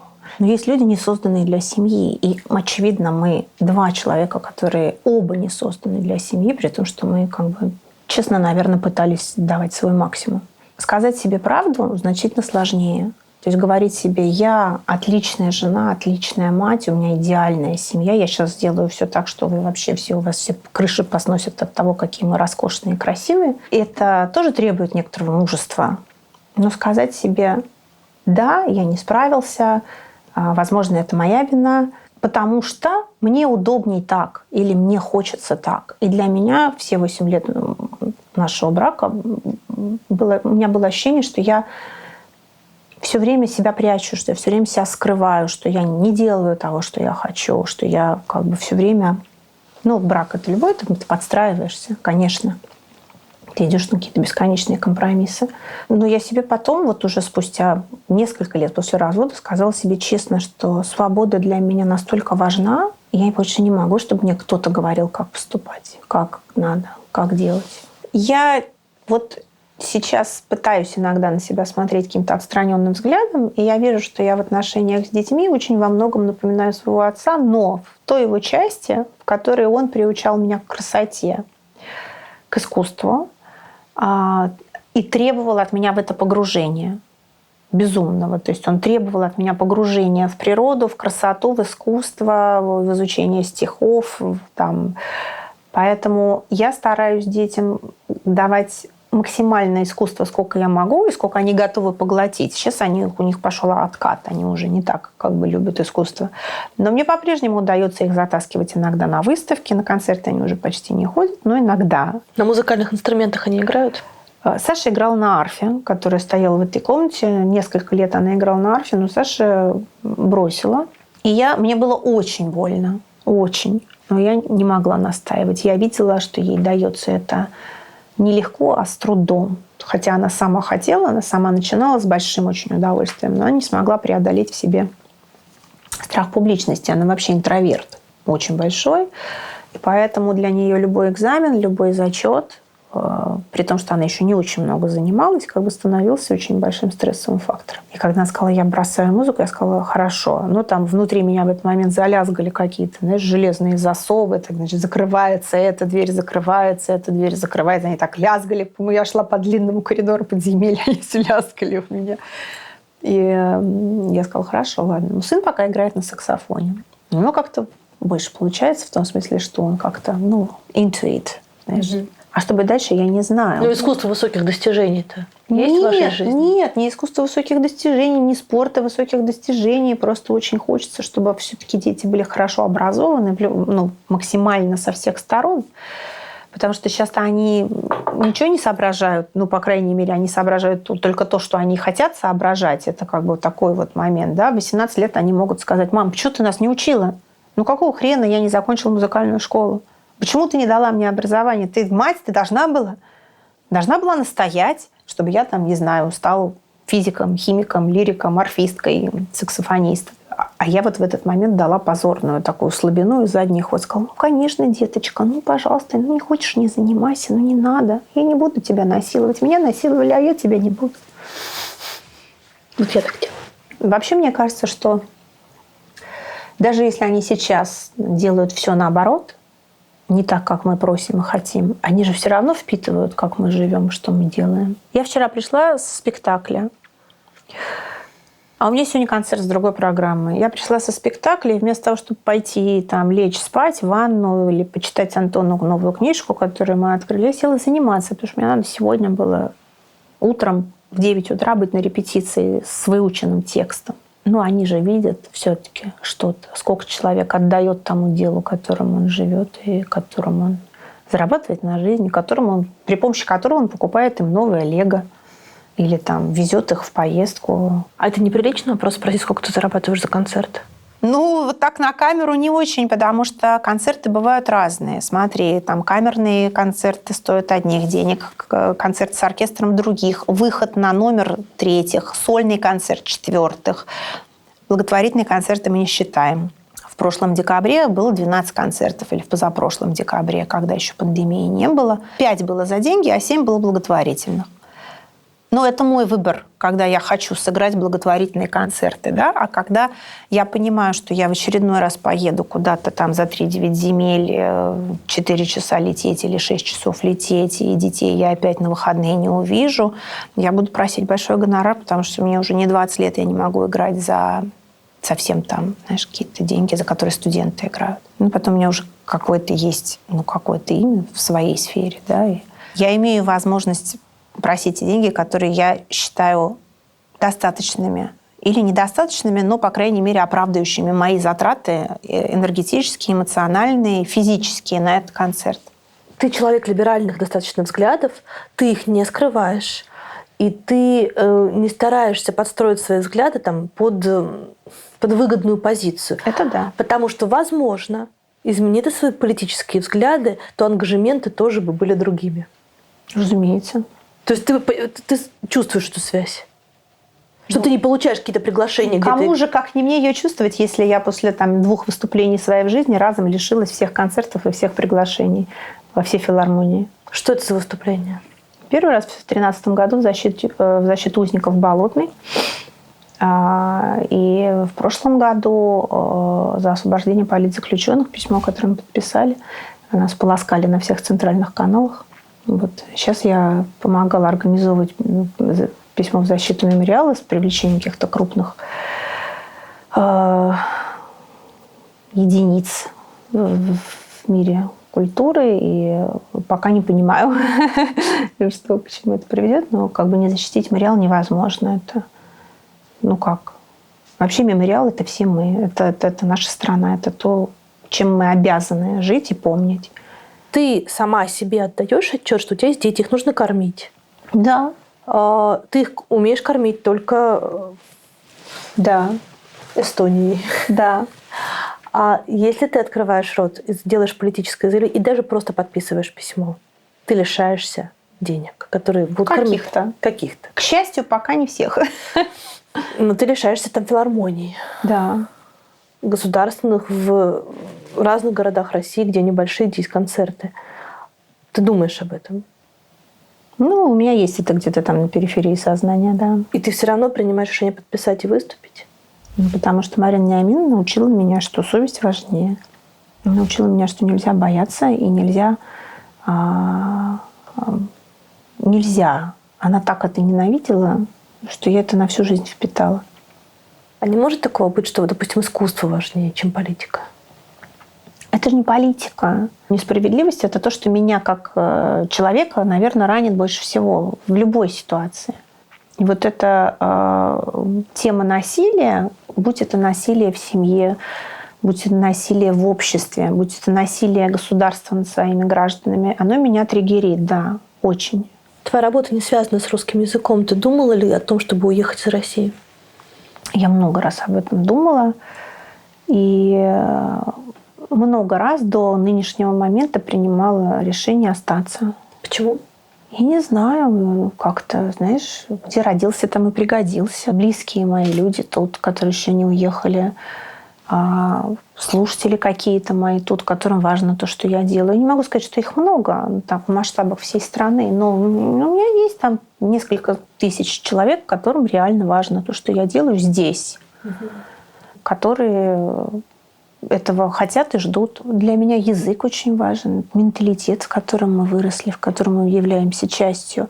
Но, может быть, правда состоит в том, что я никогда не получала такого предложения, от которого я не могла бы отказаться, будь это связано с карьерой или с личной жизнью, например. Ну, может быть, если бы я безумно влюбилась в какого-нибудь гражданина, знаешь, там, я не знаю, Франции, Лондона и там, Ганновера, может быть, я бы переехала. Но такого в моей жизни не случилось. А ты думаешь о том, что ты растишь детей в свободной семейной обстановке, а этим детям потом придется жить в стране, где за каждое сказанное слово ты будешь отвечать своей карьерой? А ты знаешь, что сейчас так везде? А ведь в Америке люди, которые там выступают за то, чтобы поставить Отелло, тоже могут лишиться работы, потому что там свои как бы... Слушай, поставить Отелло и выступить против пыток, мне кажется, это разные вещи. Ну, поставить Отелло – это довольно абсурдная вещь, да? А выступить против того, чтобы людей пытали и засовывали им в жопу бутылку из-под шампанского, это какая-то, Все-таки да. Разные вещи. Но говорить свободно и поплатиться своей карьерой за любое сказанное слово или действие ты сейчас можешь не только здесь, но и в любой точке мира. То есть ты вообще не чувствуешь, что где-то в мире есть возможность... Островок безопасности? Да. Не чувствую. А ты чувствуешь?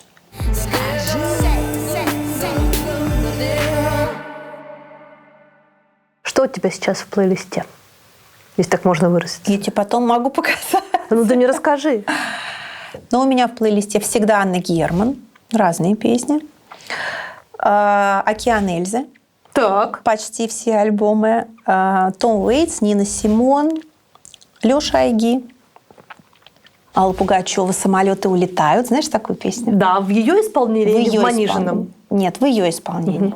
Одна из вообще тончайших песен-то, по большому счету, в ее раннем. А в нее знаешь, в чем крутость? В чем? Там автор и музыки, и текста. Сама Алла Пугачева. Вот. Сердцем писала. Вот. Что еще там у меня? Но у меня же разные плейлисты. У меня как бы плейлист у меня есть для грусти, для этого, для езды в машине, для работы, естественно. Потому что, когда я что-то учу, я это и слушаю.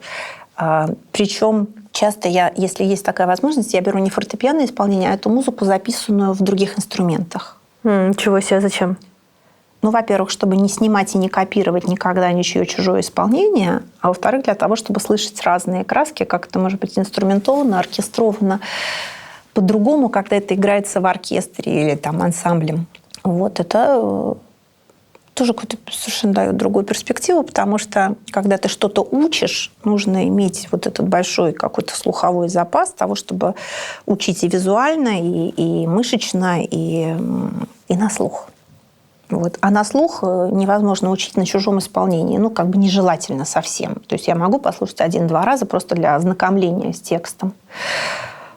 Но если ты слушаешь больше, ты невольно начинаешь, конечно, копировать, снимать в каких-то вещах совершенно непроизвольно. А я стараюсь этого избегать, потому что я стараюсь любую музыку играть как свою. Поэтому мне чужие влияния совершенно не нужны. Ты один из немногих пианистов нашей страны, который не гнушается живыми композиторами. Назовем это так. То есть между Брамсом и Десятниковым совершенно не очевидно, что ты выберешь Брамса. Совершенно не очевидно, да. Я очень люблю играть современную музыку. Почему? Потому что, во-первых, часть из композиторов – это мои друзья. Но это я всегда говорю, но это так и есть. Во-вторых, всегда играли ту музыку, которая пишется сейчас. И только в последние там, столетия стали вот играть 200 лет, 100 лет назад написанное все это. Ну, как бы понятно, нарос такой объем, такой огромный объем музыки, который... Несыгранных композиторов. Несыгранных, да.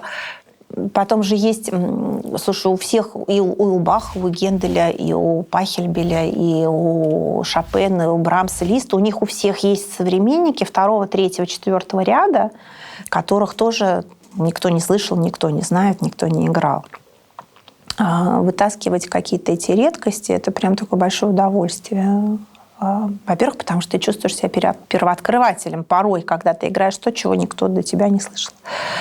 Во-вторых, если ты действительно это любишь, тебе действительно нравится, ты способен этим увлечь огромное количество людей. А увлечь огромное количество людей – это значит немножко изменить репертуарную политику всех концертных залов мира, которые до сих пор приходят слушать с большей охотой Чайковского и Шопена, нежели Такемицу и Пярта. Ну, хотя нет, Пярта уже как бы слушают. Пярта в тренде. Да, но все равно лучше показывать людям, что есть какое-то многообразие. Хотя, например, мы понимаем, что, в принципе, в Европе, на Западе основной потребитель классической музыки в социальном аспекте – это состоявшиеся пенсионеры. В общем, ну, как бы люди уже… Состоявшиеся или застоявшиеся? Состоявшиеся Ладно, пенсионеры, извини. у которых есть финансовый ресурс для того, чтобы посещать. Чтобы купить за 50 евро себе билет. Ну, даже не за 50, потому что есть концерты. Ну, слушай, послушай, публика Зальцбургского фестиваля – это абсолютный истеблишмент. Это там миллионеры, миллиардеры, люди, которые покупают по 300 евро там. А если они идут с семьей, у них один выход стоит там 1000 евро, понимаешь? Ну, это как бы уже определенная социальная страта, которая хочет послушать, возможно, может быть, и то, что ей хорошо знакомо, может быть, в каком-то свежем, блестящем исполнении, там, например, Теодора Курензиса, того же Моцарта. Ну, как-то все-таки, чтобы что-то, мотивчик был какой-то знакомый. Мы это видим на всех культурных площадках практически везде. Посмотри на репертуарный план, ты редко где найдешь концерты, в которых широко представлена современная музыка, особенно музыка экспериментальная, авангардная, и если они не существуют в рамках определенного гетто, например, фестиваль современной музыки, фестиваль, там, придуманный Московской филармонией, другое пространство, звуковые пути, московская осень, да, и так далее. Есть какие-то вот такие вот островки, на которых, так сказать, разрешили. Вот вам разрешили здесь поиграть немножко в современной музыке. Ну, что нужно сделать Пярту, который, слава богу, живой, чтобы затесаться в классике? Не, ну Пярт уже классик. Пярт уже живой классик, один из немногих. Что нужно сделать Пелицесу, который живой, слава богу, и не менее гениальный? Да, но Пелицес совершенно живет в своем мире, понимаешь, он вообще не занимается никакой ни самопиаром, ничем. Он просто сидит, просто преподает гармонию. В консерватории. Да, и пишет музыку. Просто чудесный, чистый, светлый человек, для которого существует в мире только одно – вот гармония. Но он же уже, по сути, тоже заслужил себе место, да, в ряду классиков. Ну, заслужил, конечно. Но как бы есть люди, которые заслужили свое место по таланту, по объему сделанного или по возрасту, да? Ну и уже по степени понятности, ну не очень классное слово, но тем не менее, понятности их музыки да. сегодняшнему слушателю. Да, но минимализм, он вообще очень, в общем, он совсем простой для понимания, в отличие от авангарда или там, да, каких-то еще экспериментальных направлений. Все-таки минимализм – это музыка, которая не царапает слух. Да, это новая простота, это, так сказать, она может раздражать.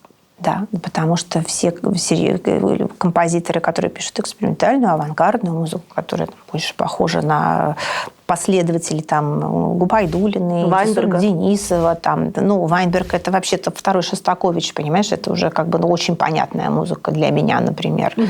Уже даже и для среднего слушателя музыка Вайнберга будет достаточно очевидно, при том, что мы все равно существуем в парадигме того, что у нас Стравинский считается современным композитором, которому, понимаешь, уже 100 лет в обед Стравинскому нашему. Вот у меня в спектакле в моем про миссию, я говорю, никто в нашем веке не осуществлял такого так не менял ритмическую структуру музыки.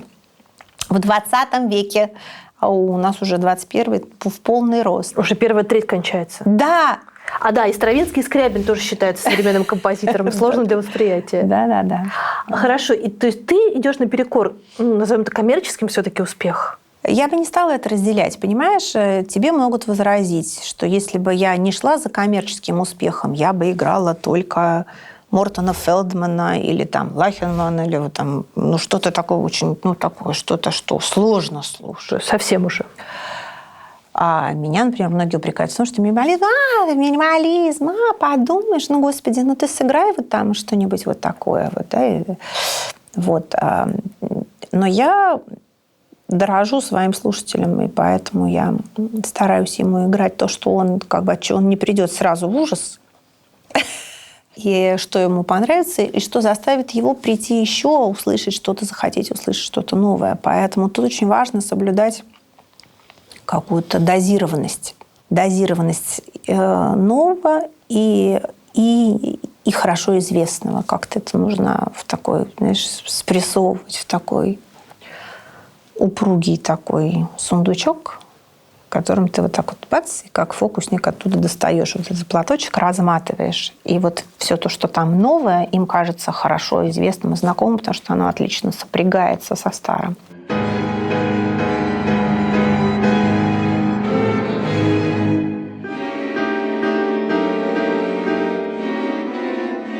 Без какого композитора ты не можешь существовать? Без Баха. Все не могут существовать без Баха. Ну что ж это такое? Бах, Гендель, Скарлатти, Вивальди, Брамс, Чайковский, Шуберт, Равель, Прокофьев, Дебюсси, Шостакович. Ну хорошо, все равно у тебя современные не вошли. А? Ну ты же мне дала очень узкую рамку. Ну да. Значит, современные еще не дотянули. Но наши дети за нас отомстят.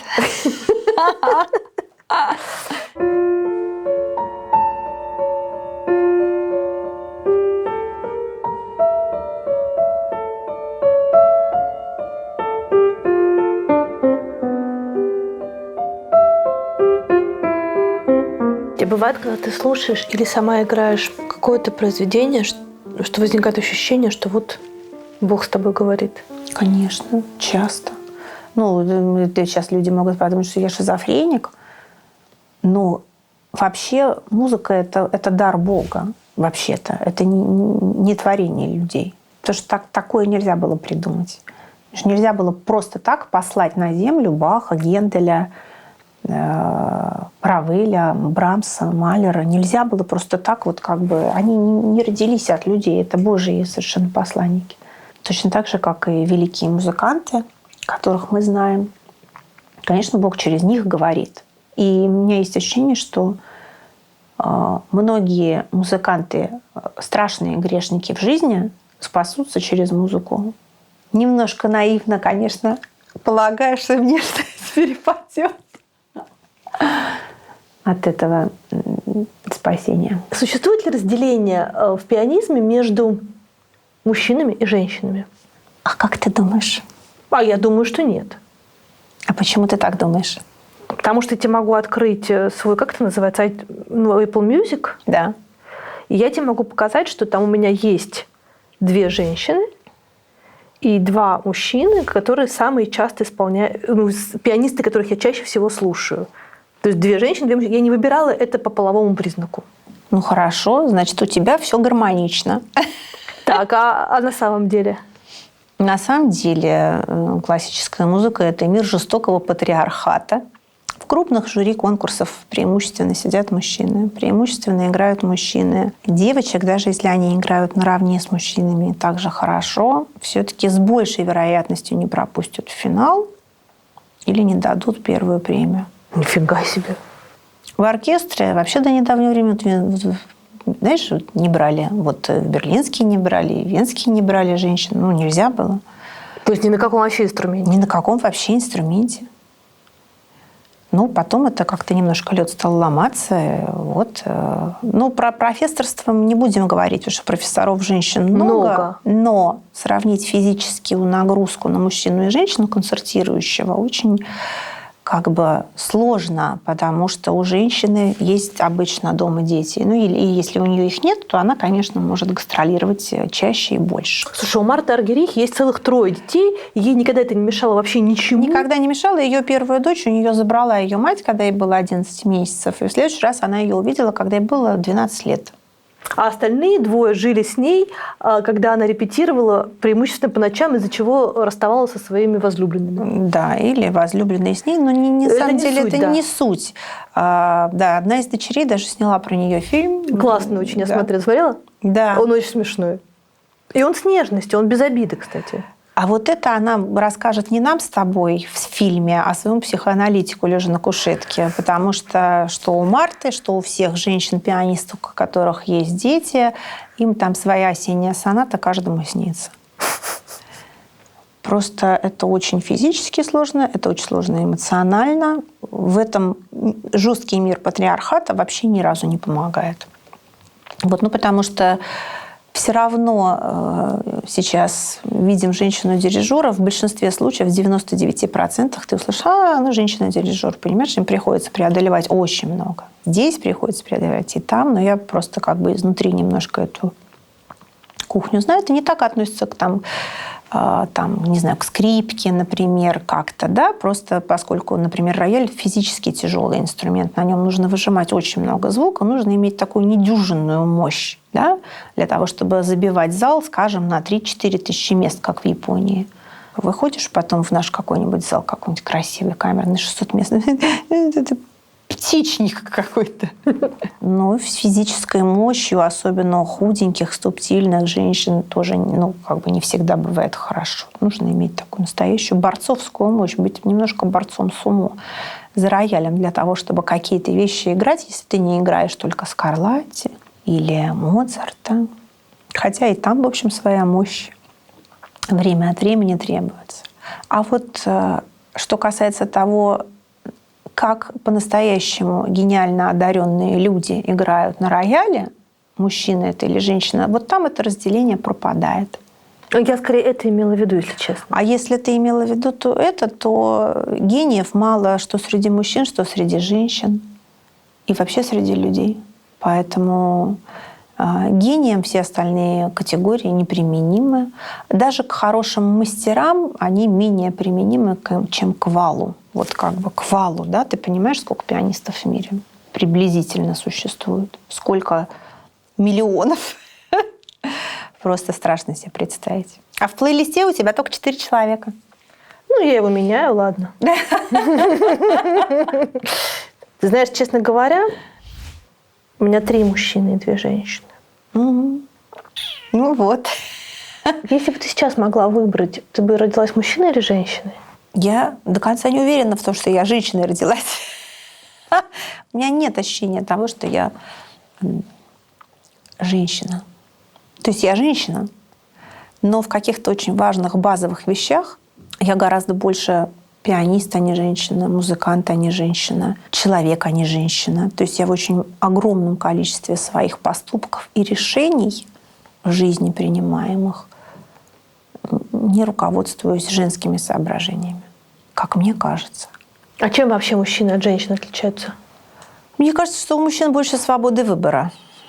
Ну, возможно, я ошибаюсь. Могла бы быть президентом России женщина? Да, это была бы прекрасная страна.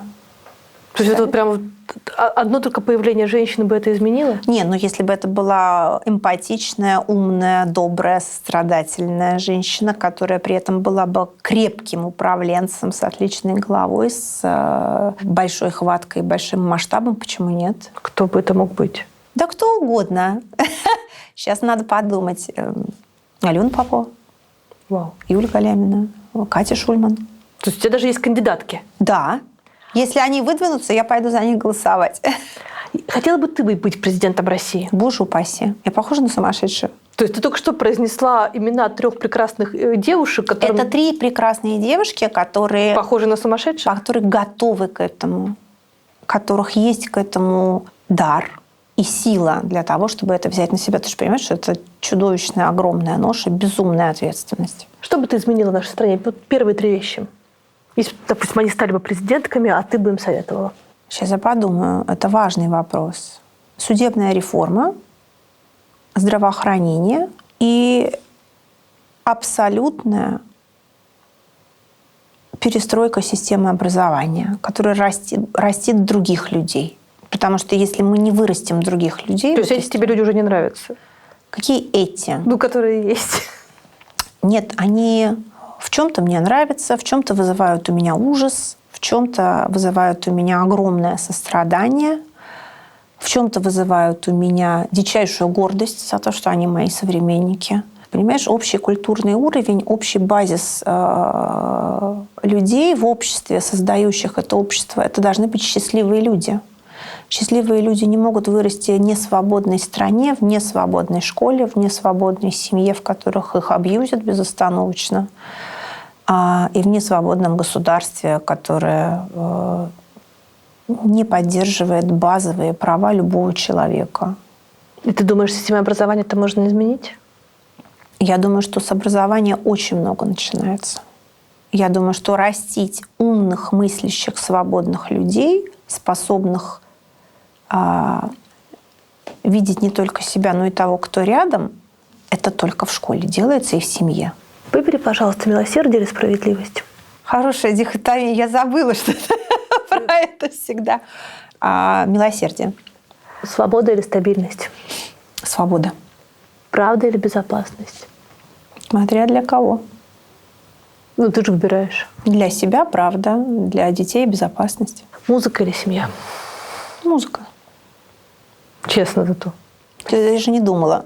Ты даже не задумалась, да. Я под семьей имею в виду ячейку общества, связанную с существом мужского пола. Дети, куда они денутся от меня? Это же я и есть. Это моя семья. То есть давай тогда сузим, между мужчиной и Бахом ты выберешь Баха. Знаешь, мне еще не встретился такой мужчина, ради которого я могла бы пожертвовать Бахом.